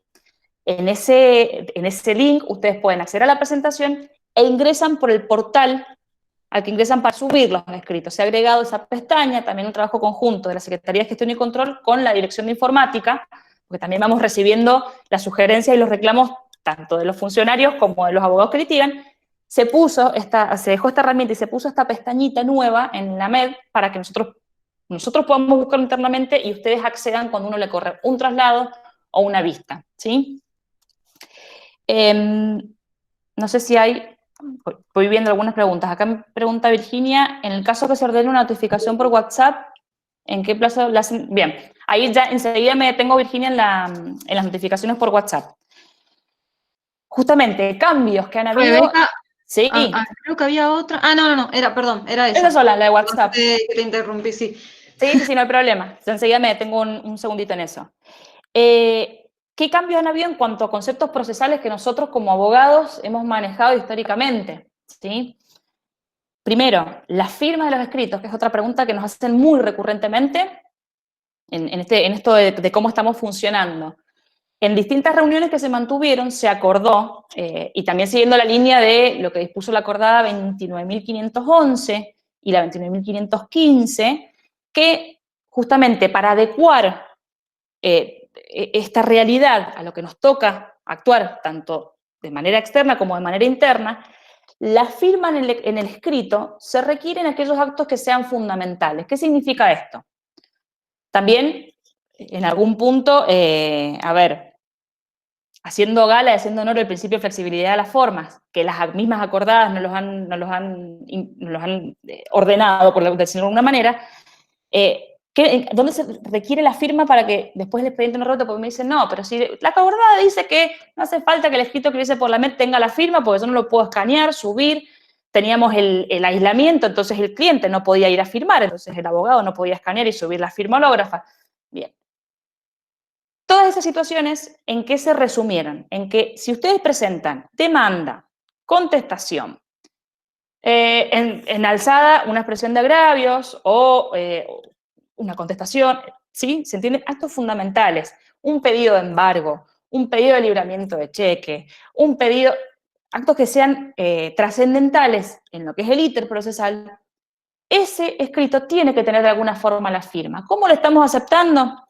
La firma, el escrito firmado hológrafamente por el profesional y por la parte, o la demanda por el profesional y él ratifica que viene en una hoja aparte por la parte, ¿sí? Y lo escanean y lo suben. O, si viene en un escrito, si viene en el formato de Word, puede también adjuntarse la firma escaneada. No hay ningún problema, tenemos que tener alguna, o con una foto del documento, ¿sí? Si le quieren dar más trascendencia o más peso al escrito, lo que están pidiendo. Nosotros no tenemos problema en eso. ¿Qué es lo que no podemos aceptar? Que, por ejemplo, ejecuten una demanda de alimentos que me pasó cuando empezó todo esto, en un monto de 850.000 pesos y el escrito era un Word, sin firma, sin nada. Entonces ahí sí tuvimos que poner el previo, ¿sí? Eso para que ustedes entiendan por qué a veces les indicábamos las presentaciones que las hagan de determinada manera, porque para nosotros es trascendental saber que son ustedes, como patrocinantes, quienes están haciendo la presentación y que vienen validados por sus clientes de alguna manera, ¿sí? Otro tema que se está debatiendo mucho es si permanece o no permanece la Secretaría Nocturna, ¿sí? Con esto que tenemos a disposición las 24 horas para presentar los escritos a través de la MED. Ustedes saben que la MED no tiene limitaciones en cuanto al horario o a la posibilidad de que ustedes hagan las presentaciones. Se está debatiendo, hay la tercera parte del artículo 61 del Código Procesal Civil, Comercial y Tributario establece que Cuando el sistema está disponible las 24 horas, no rige este plazo de gracia. Entonces, eso del estiro es como tirar para un debate posterior en términos procesales, que a mi derecho procesal me encanta, para ver si subsiste o no subsiste en este expediente semidigital que estamos teniendo en familia, ¿sí? Pero para que también lo tengan en cuenta al momento de la fecha de hacer las presentaciones, ¿sí?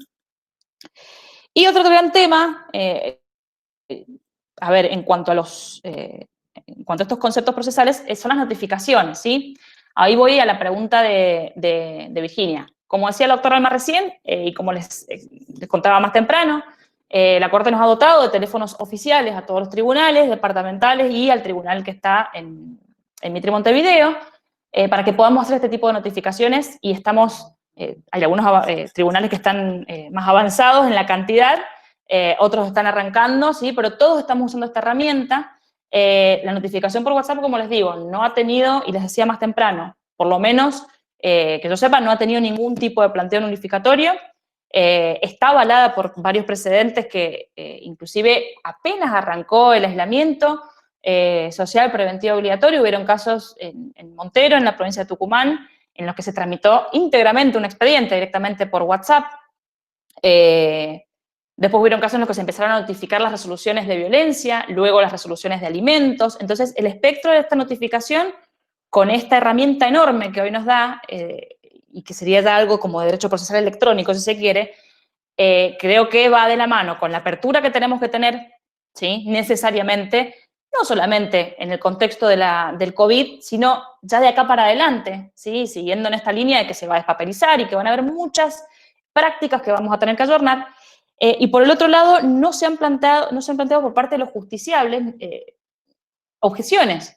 Yo, por ejemplo, ahora tengo el celular físicamente acá, si no lo tengo yo lo tiene alguna de las otras secres, y a veces la gente nos llama y nos dice, mire, me llamaron hoy y me dijeron que me notifican una resolución y sinceramente estoy llamando al 0800 pero no me puedo comunicar. Bueno, señor, venga para el juzgado que le asignamos un abogado, vaya al colegio de abogados y pida el listado de la Comisión de Derecho de Familia. ¿Se entiende? Entonces, es una herramienta también para que el ciudadano pueda acceder a ese teléfono, esa comunicación oficial que tenemos. Y volviendo a la notificación, como les decía, no se ha planteado todavía ninguna nulidad, ninguna objeción contra este tipo de notificaciones. Esperemos que no pase y creo que no va a pasar. Y otra de las grandes formas que tenemos que modificar o estructuras que tenemos que rever son las audiencias, ¿sí? Hace unos días la acordada 29530, perdón, de la Suprema Corte regula, ¿sí? El modo de tomar las audiencias de manera remota. Nosotros estamos empezando a fijar estas audiencias. ¿Por qué digo empezando? Porque la forma de tomar las audiencias remotas, el Poder Judicial nos ha dotado de la plataforma Microsoft Teams, de Office, el Office 365, es justamente a través de un correo electrónico. Tenemos que tener el correo electrónico de las partes, el teléfono para poder coordinar. Entonces, estamos en etapa de ayornamiento de pedirle justamente, sobre todo en las causas que ya teníamos iniciadas, a las partes diciendo, bueno, acérquennos el correo, acérquennos el número telefónico de las partes, de los patrocinantes, etcétera, etcétera, para que podamos fijar una fecha de audiencia en la que estemos, primero, todos de acuerdo, y segundo, que tengamos todos los inconvenientes que pueden tener sorteados. No nos olvidemos que hay gente que puede tener acceso y hay gente que no puede tener acceso a estas herramientas. Entonces, en aquellos casos en que el justiciable o alguna de las partes no tenga acceso a entrar a Microsoft Teams, al Teams, nosotros en el Poder Judicial tenemos acondicionadas en cada uno de los juzgados las salas de audiencias para recibir, y ahí podemos tener una audiencia, si se quiere, semipresencial, ¿sí? En esto también tenemos que tener presente que en los distintos juzgados la situación es muy distinta. Hay juzgados que tienen presencial muy poquitita gente, hay otros que tienen un poquitito más, entonces tenemos algunos jueces presentes, otros no, por la cuestión de quienes están exceptuados todavía de cumplir funciones de manera presencial. Entonces, en ese juego estamos, ¿sí? Adaptándonos y con estos previos que ustedes van a empezar a ver tal vez en los decretos para empezar ya fuerte a fijar y a tomar las audiencias, ¿sí? Volviendo un poquitito a lo que decía Virginia, ¿en qué plazo se hace la notificación por WhatsApp desde que sale el decreto? Cuando nosotros dictamos un decreto en un expediente que está visible, o sea, que se publica en lista, el dictado de ese decreto, ¿sí? Si no dice notifíquese, la lista, obviamente, no vale como notificación. Si yo le pongo notifíquese por WhatsApp y no le pongo nada más, porque le tengo que poner al lado previo por secretaría, valídese el número, etcétera, etcétera, etcétera, ¿sí? Si yo hago ese tipo de decreto en un expediente no publicable, por ejemplo, una adopción, tenemos que notificar una adopción, una medida precautoria, algo en alguna ejecución, etcétera, etcétera, lo notificamos electrónicamente a quien presenta, porque ustedes si no, no tienen posibilidad de ver ese proveído, porque, y está bien, la idea es que no vayan al tribunal y sacar un turno para ver tal vez un decreto que justamente pueden ver en la matrícula con la notificación, ¿sí? Entonces lo estamos haciendo internamente. La constatación, o sea, y el plazo desde que sale el decreto, si el decreto se publica en lista, se baja de lista, pasa a secretaría. Si no se publica en lista, la tarea internamente por el Redmine vuelve a secretaría y ahí se ordena, se hacen todos los pasos de la notificación por WhatsApp. ¿Cómo se constata el uso del número por el demandado? La funcionaria que intervenga, puede ser cualquiera de los funcionarios, ¿sí? Se comunica telefónicamente con el número aportado desde el celular oficial, se le informa a la persona el carácter que inviste quien llama, ¿sí? Se le pregunta si eres el titular de esa línea, se le pregunta si tiene instalada la aplicación, que nosotros en realidad ya lo hemos chequeado antes, pero bueno, necesitamos el sistema de validación para que todas las partes queden tranquilas de que la notificación se realiza, y se le avisa de que se va a enviar una notificación judicial. ¿Cómo se está validando? ¿Cómo decimos quedó notificado? Con el sistema de validación que da WhatsApp, ¿sí? Que es el doble tilde. En ese doble tilde uno entiende que el mensaje llegó. Si lo vio o no lo vio, ya es tema de la persona, pero le llegó, ¿sí? Es el principio recepticio de las notificaciones, ¿sí? Aunque no esté, pregunta Paula, que fue una pregunta recurrente, ¿se da por recibido aunque no esté el visto azul? Claro, porque uno en WhatsApp puede configurar de que no se le vea el visto azul. Pero igual, el doble tilde es la forma en que este servicio de mensajería interna tiene para indicarle a quien emite el mensaje de que el otro lo recibe. Entonces, con el doble tilde se da por recibido. ¿Cómo estamos haciendo? Estamos adjuntando en PDF, de nada María Paula, estamos adjuntando en PDF lo que tenemos que notificar. Hemos empezado, bueno, por ejemplo, en Luján hace unos días, diseñamos, y esto es pura práctica y inventarnos en los sistemas que tenemos, con los que tenemos que operar. ¿Qué es lo que hicimos? Transcribimos con la firma digital de la secretaria la resolución que tratábamos de notificar. Entonces, para que después no me digan, no, mire, me están mandando un Word que no sé quién lo firma. No, la secretaria con su firma digital está dando fe de que esa resolución la dictó ese juez y le está notificando. Entonces, se adjunta, como podemos adjuntar cualquier archivo en WhatsApp, y se le dice, se le da por notificado en este momento de tal resolución que se adjunta. Entonces, doble tilde, la notificación está. Eso para que se queden tranquilos. No se exige el doble tilde azul, ¿sí? Así lo estamos haciendo nosotros acá. Hay otras jurisdicciones del país de que exigen de que o lo dejan librado la verificación del número bajo responsabilidad de la parte actora.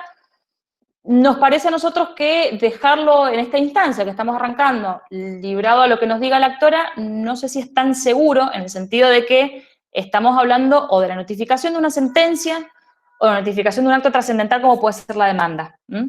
Entonces ahí creemos que tiene que haber una actividad del juzgado y sobre todo los secretarios que somos fedatarios públicos o de los jefes de mesa de entrada, que son escribanos actuarios también que pueden actuar en este sentido, decir yo corroboro que esta persona tiene este número. Entonces, ahí como que el sistema adquiere un poquitito más de firmeza hasta que veamos cómo seguimos con esto de las notificaciones por WhatsApp. ¿Qué pasa si luego de la llamada me preguntan de corroboración, la persona apaga el teléfono y no entra más los WhatsApp? Si yo lo llamo, corroboro y le digo tiene WhatsApp y me dice que sí, después las artimañas corren por cuenta de él, ¿sí? Esto se planteó en un caso de, creo que el Juzgado Nacional de lo Civil número 38. De Capital Federal, que pasó esto y el juez dijo, miren, a ver, todas las artimañas que se usen no ponen en desmedro una notificación rápida y segura, ¿sí? Como es esta que se ha diseñado, y para también tener seguridad jurídica de que la persona lo recibió, se le dice antes. Por eso ahí creo que insisto en la actividad que tiene que tener el tribunal y no dejarlo librado a la parte actora, a lo que la parte actora aporte, ¿sí? Pero bueno, esto se planteó, lo que dice Natalia, se planteó en ese caso, ya después, si no, Natalia, lo paso, yo no tengo problema. Tengo más o menos armaditos algunos casos que he ido recopilando para justamente ver cómo hacían en otras jurisdicciones respecto a las notificaciones por WhatsApp. Mira, ahí, perdón que Sí. interrumpa, ahí había una pregunta que creo que no la has pasado, que se dice, ¿nos ratifica hay que poner el número que da el sistema cuando se suben los escritos? ¿El número que da? El sistema cuando se suben los escritos. Bien. Preguntaba Sí. Mariana. Bien, si ustedes presentan el ratifica, aparte del escrito principal, es una herramienta para que nosotros internamente podamos vincular las tareas en este sistema interno nuestro que se llama Redmine, ¿sí? Ese sistema nuestro, me detengo en un pequeño paréntesis, nos permite ir haciendo como una historia del expediente, entonces si nosotros podemos vincular las peticiones, mejor, porque facilita la búsqueda, ¿sí?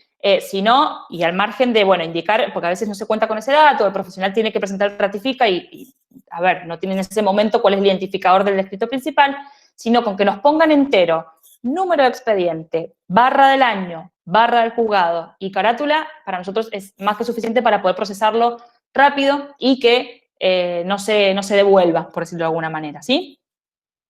Y ahí, mira, sí. última, que pregunta María Paula también, respecto al Sí. tema anterior, de la llamada por WhatsApp, bueno, que si queda constancia por escrito que se llamó a la persona y se identificó y se reconoció tener WhatsApp. Sí, esto me olvidé decírselo. De todo lo que los secretarios damos fe, dejamos una constancia en el Jurix. Esa constancia, ahora bueno, paso un poquito más al último punto para que lo comprendan. ¿Puedo decir algo rápido? Sí, por supuesto. Sí.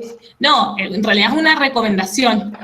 Ahora, en esta época en donde están, bueno, hasta hoy los plazos suspendidos, o no, bueno, vamos a ver qué pasa, pero me refiero que me parece importante que cuando hagan alguna presentación, me parece importante que se aclare cuál es el carácter de la presentación, porque tengan en cuenta que nos estamos adaptando a este sistema.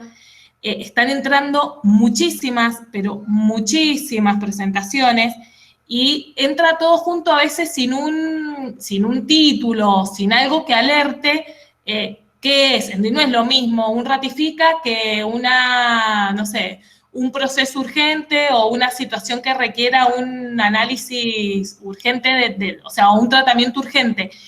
Y tengan en cuenta que son tantas las presentaciones, entran a toda hora. Uno ve la MEP y tiene 3 de la mañana, 5 de la mañana, 2 de la mañana. Es un cúmulo. Por eso uno dice, no duermen los colegas, no te preguntas, es de la mañana el viernes.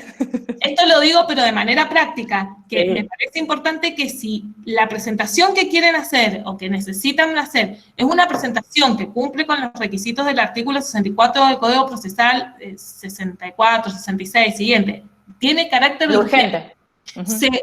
De alguna manera se identifique, porque hoy día entra todo por la MED, estamos en un proceso de transición en el cual tenemos que todos ser colaborativos y hay muchísimos expedientes que entran 54BB barra no sé qué, y eso se pierde, y no es que se pierda, es como dijo Rebeca, nada se pierde, pero sí le podemos quitar días a algo que se puede tramitar de manera urgente en el juzgado. No sé si me explico, Rebe, lo que quiero transmitir. Sí, bueno, la misma línea lo que dice Daniela, más o menos lo que veníamos hablando. Todo aquello que a ustedes tal vez les permita obtener una respuesta más rápida va a depender de la facilidad o la rapidez o la no complejidad con la que nosotros podamos procesarlo. Por eso me detuve en cómo estamos tramitando los expedientes y que cada juzgado tiene una realidad distinta, de manera remota, de manera presencial, en cuanto a la distribución del recurso humano, ¿sí? Entonces, todos esos elementos, lo que yo les decía de poner completo, más lo que les dice Daniela, de identificar de alguna manera si hay algo urgente, nos sirve a nosotros para procesarlo rápido, para procesarlo bien y para determinar un orden de prioridades en el procesamiento, ¿sí? Tenemos que tener en cuenta que están habilitadas todas las materias, entonces son muchas las materias, que esto es tal vez una diferencia con otros fuera. Nosotros tenemos, por ejemplo, en cantidad de audiencias, 33 tipos de audiencias distintos. ¿Se entiende? Tenemos mucho proceso especial, mucho proceso, el abreviado, el ordinario, la violencia, tenemos un montón. Entonces, al ser un fuero tan amplio en cuanto a la regulación procesal, ¿sí?, de los distintos institutos, toda aquella herramienta que ustedes puedan usar y que nosotros nos sirva para, justamente, entre ustedes y nosotros, ir procesándolo de la mejor manera posible, es válida. Volviendo, y para cerrar la pregunta de María Paula, de todo lo que los secretarios hacemos en cuanto a la constancia de que llamamos, nos comunicamos, nos colgó el teléfono, nos dijo que no existía, nos dijo que sí, etcétera, de todo nosotros dejamos constancia, ¿sí? Y ahora, para que más o menos enlazar un tema con el otro, me detengo por último en lo que son los decretos y las resoluciones para que vean cómo hemos tenido que cambiar algunas formas, por decirlo de alguna manera. Los decretos que antes tenían la identificación, Mendoza, 12 de junio del 2020, téngase presente y agréguese con noticia de parte interesada, ya es un concepto que no va más, ¿sí? Yo, en todo esto que hemos podido ir trabajando en conjunto bueno, por mi parte, con la Secretaría de Gestión y Control de la Corte, y viendo con la doctora Mastromauro, que es la otra secretaria con la cual hemos estado más o menos actuando, se me ocurría la otra vez dejar de hablar de un decreto, por más que procesalmente corresponda llamarlo así, y empezar a hablar de una actuación integral. ¿Qué es lo que estamos haciendo nosotros hoy para que este expediente semidigital, semivirtual, como se quiera llamar, empiece a instaurarse en el foro de familia con el sistema que hoy tenemos? Uno, en la actuación decreto, que es la que a ustedes les puede llevar por lista, habrán observado, uno pone un numeral con un número, ustedes dirán ¿qué es eso? Es el número de tarea interno nuestro, ¿sí?, que a nosotros nos sirve para relacionar un sistema informativo con el otro. Luego se pone el cargo, por decirlo de alguna manera, que les arroja a ustedes del sistema de la MED cuando hacen las presentaciones de los escritos. ¿Para qué? Para reemplazar ese sellito, ¿sí? Y que ese sellito que antes se ponía en la mesa de entradas del tribunal de manera física, ahora esté contenido en una actuación informática que va a quedar disponible, depende obviamente de la visibilidad que tenga el expediente, para una o para las dos partes, ¿sí? Entonces ahí sale la hora en la que se subió y la fecha, exacto, para que les quede constancia a las dos partes de cuando se sube el escrito. Luego, si ese escrito, ¿sí?, es un PDF, está subido en formato PDF, y nosotros no lo podemos copiar y pegar en el Jurix por una cuestión interna del sistema informático, ¿sí?, les indicamos a ustedes de a dónde pueden sacar ese escrito. Entonces les decimos, en el día de la fecha, la doctora tanto, por la parte actora, por ejemplo, presenta tal escrito solicitando tal cosa. El escrito puede obtenerse en la siguiente página, y ahí les decimos la ruta que deben seguir para entrar a esta tercera pestañita de la cual les hablaba, en el portal, ¿sí?, de aplicaciones del Poder Judicial, para que ustedes copien el identificador y bajan el escrito. Después de esa ruta que les indicamos, viene el decreto propiamente dicho. Entonces, ya el decreto ha dejado de ser el decreto de que solamente se provee una presentación y listo, ¿sí? Tenemos una actuación que es más integral, que es más completa, que la vamos perfeccionando todos los días, porque todos los días, si no es un secretario, es un pro, o es alguien, les parece que hagamos esto, le agregamos, subimos, bajamos. A ver, a mí me pasa compartir, mi coequiper en Luján, la doctora Farmache, a veces, como está metida y se pone, mira, se me ocurrió esto, podemos sacarlo así, listo. Se le pide autorización a la Secretaría de Gestión para que ver si podemos generalizar estas prácticas, y entre nosotros nos vamos comunicando estas formas nuevas de trabajar también para nosotros y que les pueden servir a ustedes, ¿sí? Por eso, hoy, ese decreto, que antes era un decreto, ahora es una actuación que se llama decreto en el sistema, pero que tiene 4 partes. Un numeral con una identificación, el cargo, la ruta del escrito y el decreto propiamente dicho. O sea, ¿qué es lo que el tribunal le dice al abogado ante esa presentación? Y con las resoluciones pasa algo parecido, ¿sí? Ustedes verán que se les están notificando resoluciones que no tienen la firmita holográfica del juez.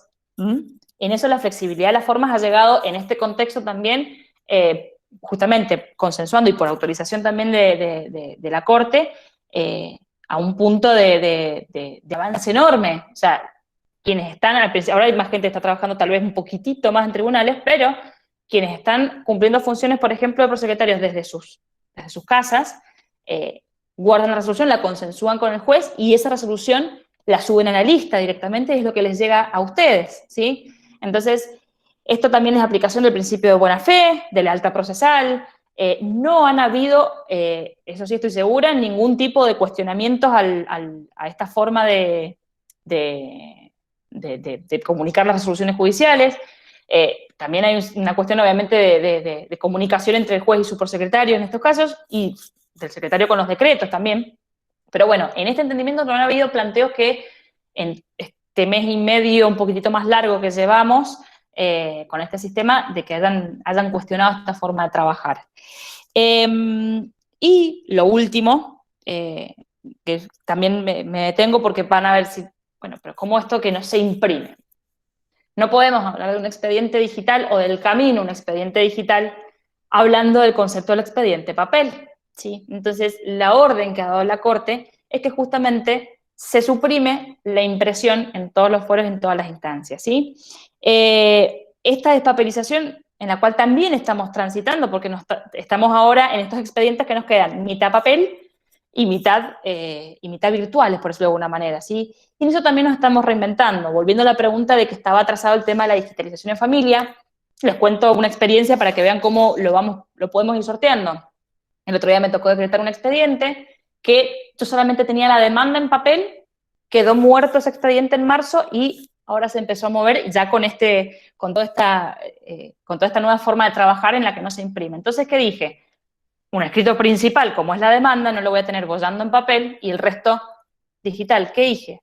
Ordénese la digitalización de la demanda, incorpórese al sistema y vuelva para proveer. Entonces, yo ya desde el principio, en ese caso que lo puedo hacer, que no es un expediente que tiene 3 cuerpos, incorporo lo más que puedo al sistema de manera digital y sigo todo un mismo camino y cierro ese expediente papel, ¿sí? Esto para contarles tal vez una experiencia que nosotros estamos teniendo desde adentro para que vean que esta transición, de la cual algunos pueden presentar resistencia, se puede empezar a hacer, ¿sí? Y la coexistencia entre estos dos expedientes va a estar. Entonces, cualquier aporte que ustedes también nos quieran hacer a nosotros en ese sentido es totalmente válido. Nosotros, como decía la doctora Alma, aportamos la mirada desde adentro del Poder Judicial y las soluciones que más o menos les hemos ido encontrando a estas situaciones, esta nueva forma de transitar, que yo creo que la pandemia nos ha obligado a todos a cambiar un montón de ideas que teníamos tal vez, o a por lo menos cuestionárnoslas, para poder ver de qué manera podemos seguir trabajando.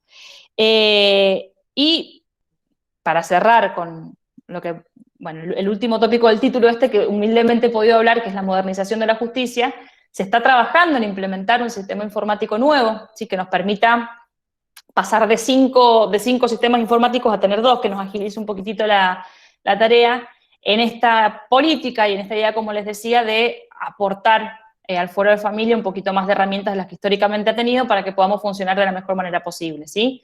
Hasta que eso suceda, como les decía al principio de la charla, estamos reinventándonos constantemente, aportando todos constantemente y tratando de buscar soluciones en conjunto para que esto salga. Por eso yo creo, y me quedo pensando, porque una vez, yo soy secretaria hace casi 15 años, y si decreto esto me van a plantear la nulidad de la notificación, porque uno piensa también cuando decreta qué es lo que pueden hacer ustedes.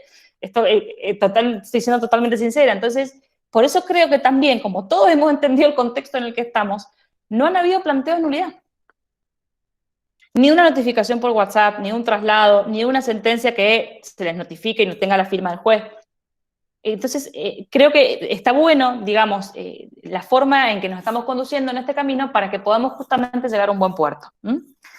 Por mi parte, no sé si creo que cumplimos más o menos con el tiempo. Sí, no, estamos re bien y ahí hay varias preguntas. Estaba viendo, bueno, no te quería interrumpir porque estaba finalizando, entonces, pero mira, Sí. Hay varias. Mira, Lucía pregunta, ¿cómo se acceden a las vistas que le hacen las asesoras o el Ministerio Público? ¿Hay alguna idea para también publicar estas vistas? Sí, en eso, a ver, se ha incorporado a las asesoras de menores, de niños, niñas y adolescentes y personas con capacidad restringida. Se ha incorporado a los codefensores, se está incorporado a los defensores también, para que ellos, a ver, tramiten el expediente conjuntamente con nosotros a través del sistema interno que es el Redmine. Este sistema que es el Redmine nos permite incorporar escritos, ¿sí? Cuando nosotros incorporamos un escrito, le damos el validador, entonces, Si, por ejemplo, les tenemos que poner en conocimiento de ustedes un dictamen, nosotros, así como indicamos la ruta de un documento que presenta la contraparte, indicamos la ruta de ese dictamen, ¿sí? En esto, igual les digo, se sigue trabajando, pues se van incorporando actores, como si fueran incorporando a la MED de manera externa, que empezamos mediadores, otros organismos externos que no eran profesionales del derecho y demás. Asimismo, de manera interna, esto ustedes entiendan que son acciones que se llevan a cabo, en este caso, en forma conjunta con el Ministerio Público, que no es corta, entonces tenemos que a veces acordar y ver de qué manera ingresamos, pero en la pregunta específica de, bueno, Lucía, que eran asesoras, claro, Lucía. las vistas también pueden quedar a disposición de esa manera. Y lo que hacemos también, cuando se nos dificulta enrutarla a la vista, les copiamos. Si esa vista viene en Word, o si esa vista la asesora la transcribe en nuestro sistema interno, es Control-C, Control-V, y la pegamos en esa actuación integral que yo ya no llamo decreto, porque puede tener un poquitito de todo, ¿sí? Entonces, también ustedes ahí tienen a disposición lo que ha dicho, lo que ha dictaminado el Ministerio. Bien, perfecto. Bueno, hay varias preguntas, así que te las voy a ir leyendo en orden. Dice, doctora, los decretos que incluye hiperlink no me ha llevado a ninguna página. ¿Será casualidad o hay algo que solucionar desde lo informático? No, el tema fue el siguiente. A ver, primero hay un problema a veces de visibilidad del hipervínculo cuando ustedes lo abren desde el sistema del Colegio de Abogados, ¿sí? Entonces, de esto dependiendo también de cómo se los hayan indicado en el decreto, que esto tal vez sí es algo que tenemos que ver nosotros internamente, si ustedes siguen directamente el hipervínculo, no los va a llevar a ningún lado, entonces les dice la palabra hiperlink y uno cliquea y no pasa nada, ¿sí? Entonces, ¿cuál es la forma que ustedes, eso también, si ven que el decreto tiene toda la dirección junta y ustedes no pueden abrir ese hipervínculo, hagan una presentación, nos lo hagan saber, entonces nosotros directamente le indicamos solo el número de validador. Con ese número, el identificador, perdón, con ese número de identificador, ustedes ingresan con usuario y contraseña al portal de aplicaciones y en la tercera pestañita de la cual les hablaba al principio, ponen el número, descargar y tienen automáticamente el documento. Eso depende también de la forma en la que se decreta, porque a veces hay cuestiones internas, no tanto de nuestro sistema, sino de cómo ustedes lo ven en el sistema de Tribunet. Bien, perfecto. Ahí, después Natalia pregunta, ¿cómo pedimos los turnos para ir al juzgado por la app, ya que no tienen quick los expedientes de familia? Bien, en los expedientes de familia, como no tienen quick, justamente se pone el número del expediente. Así que no, número barra año, y con eso están sacando los turnos, está funcionando muy bien la turnera en familia también. Bueno, ahí Lucía creo que le había respondido. Sí, sí. Número de expediente, año juzgado, todo colocado con barra, aun cuando quede no verificado, está bien. Eso no hay ningún inconveniente, pues después nosotros nos encargamos de buscarlos. Y bueno, y después Laura pregunta, lo mismo pasaría con un expediente con sentencia, pero no sé en qué... Digitalización. Se digitaliza, no sé... Bueno, de vuelta, el acceso a lo que hagan los asesores o el Ministerio Público se da por estas dos vías, o enrutándolo, o nosotros poniéndolo, copiándolo, ¿sí? En el decreto este que no es decreto. Así, esas son las dos maneras que estamos encontrando cuando tenemos que poner a disposición los dictámenes. Y un expediente con sentencia, no sé, Laura, ¿a qué se refiere? Claro, yo no... si se digitaliza. Ahí, claro, eso no... Y abajo pone, si es necesario rever el caso por incumplimiento. No sé... Rever el caso por incumplimiento. A ver si hay un poquito más abajo. A ver, el expediente, lo que se está digitalizando ahora estamos arrancando, ¿sí? Entonces, a medida de que el sistema o la necesidad va siendo tal, lo vamos haciendo. Si ustedes quieren que se digitalice un expediente entero, tienen que fundar para qué, ¿sí? Si no, el expediente está a disposición para que ustedes lo compulsen, justamente sacando el turno, y ustedes mismos a veces, si no se quieren demorar, sacándole foto al expediente, o escaneándolo, si tienen el cámara en el celular, de aquellas partes que ustedes consideren que sean más importantes, ¿sí? El otro día, por ejemplo, me pasó que fue un profesional y me dice, doctora, tengo que alegar un expediente de 4 cuerpos. Entonces, le dije, mire, podemos demorar un poquitito. Me dice, si me puedo extender, como no habían otros profesionales atrás, se extendió un poquitito más en ese turno, hablé con el que seguía, que ya estaba, para que entendiera la situación, y el abogado estuvo 20 minutos, no más que eso, escaneando y sacando fotos de las partes que necesitaba para alegar. Porque si pedía la digitalización, a ver, pido el escrito, pido la digitalización, pido suspensión de términos porque me está corriendo el plazo para alegar. Tiene que salir el decreto de la suspensión, publicarse en lista, volver. Imagínense que todo eso se soluciona con sentido común y con práctica. Les saco fotos. Hoy, gracias a Dios, creo que más o menos todos podemos acceder a algún dispositivo que nos permita tener algún soporte en nuestros teléfonos, por decirlo de alguna manera. Entonces, de esa manera se puede sortear. Si hay que rever un caso por incumplimiento, yo no sé si se refiere, Laura, a alguna ejecución. Ahí dice, si incumplió el mismo es por alimentos, pero no logro entender tú tampoco, si podés reformularlo y ahí lo hacemos. Si lo que necesitas, Laura, es ejecutar, no hace falta digitalizar todo para ejecutar. Solamente se podría pedir la digitalización de la sentencia y las notificaciones, que son las constancias que necesitamos para despachar lo que sería el mandamiento, claro, para ejecutar. Ahí está. Sí, me imaginé que era por ese lado. No hace falta digitalizar todo, acuérdense que solamente con la constancia, o sea, con la resolución judicial y con las notificaciones, basta. Así que no hay ningún problema. Bien. Ahí había otra pregunta. ¿Las pericias seguirán el mismo camino que los dictámenes del Ministerio? ¿Aparecerían digitales? Sí, con las pericias hoy nos estamos manejando en algunos casos por correo electrónico, entonces como las mandan los peritos en archivo adjunto, las estamos incorporando, como les decía, por estas dos formas, que es copiarlas y pegarlas en la actuación integral o enrutarlas con el vínculo. Todo lo que estamos pudiendo traer al sistema en la medida que se permite de alguna manera, lo estamos haciendo, así que sí, va a seguir el mismo camino.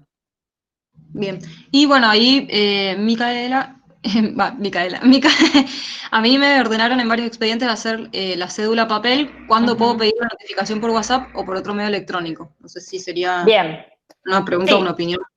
A ver, yo sí, obviamente yo puedo dar algunas pautas, pero en cuestión de criterio judicial no puedo entrar. Pero bueno, a ver, si se ha ordenado la cédula papel, acuérdense que hoy, repito, hoy 12 de junio, y desde hace unos días tenemos la posibilidad de notificar algunos actos trascendentales, como es, por ejemplo, el traslado de la demanda por papel, ¿sí? Entonces, por eso tal vez, imagino que el juzgado lo puede haber ordenado de esta manera. La notificación por WhatsApp, yo creo que la pueden pedir en cualquier o para notificar o para correr un traslado, etcétera, etcétera. Repito, yo no me puedo meter en criterios. Hay jueces que esto no está ordenado, hay jueces que lo van a ordenar, hay jueces que no lo van a ordenar o lo van a ordenar con alguna otra particularidad, pero no hay una actuación particular por la cual se ordene o no la notificación por WhatsApp. Eso queda a criterio del juez y, bueno, de la fundamentación que hagan las partes. Bien, perfecto. Bueno, no sé si hay alguna otra pregunta. Creo que ya las respondimos todas. Así que bueno, ya estamos. Vamos a ir finalizando porque ya estamos en horario. Bueno, muchísimas gracias, Rebeca, muchísimas gracias, Daniela. Muchísimas gracias a todos y todas los que han estado presentes durante todas las jornadas. La verdad que, bueno, espero haber podido lograr la intención que yo tenía cuando las organicé, que era dar un panorama más o menos de lo que estaba pasando actualmente, porque la verdad que es como decían ambas, o sea, esta situación nos ha dejado bastante offside a todos, entonces era más o menos poner en situación lo que estaba pasando, así que bueno, espero que les haya servido a todos y todos los que han participado, y bueno más que agradecida con vos, con Daniela, la verdad que geniales sus exposiciones, súper prácticas y que era en realidad a lo que yo quería apuntar, así que bueno, muchísimas gracias, esperamos tenerlas pronto de vuelta en alguna otra charla, en alguna otra jornada. Le quiero agradecer también, Nare, si me permitís, a la doctora Mariel Molina, que es la titular de la cátedra, que está aquí presente. Estaba conectada. Sí. Un saludo. ¿A dónde estás, Mariel? Ahí te vi conectada. Ahí está. Pero bueno, también agradecimiento a ella como titular de la cátedra. Sí, por supuesto, y aparte que también dio una excelente jornada el lunes, así que muchísimas gracias también. A ella, a toda la cátedra de Derecho de las Familias también que estuvo presente, y bueno, a ustedes y a todos los que han presenciado estas jornadas. Probablemente las vamos a subir a YouTube la semana que viene, para que bueno, también los que no han podido verlo los puedan ver. Así que bueno, muchísimas gracias. Chao. Vamos, finalizamos acá y bueno, gracias Daniela, gracias Rebeca y gracias Mariela, ahí que te veo ahora, por todo. Muchas gracias. Muchas gracias a todos. Nos vemos, chao. Chau, chau. Chao, chao.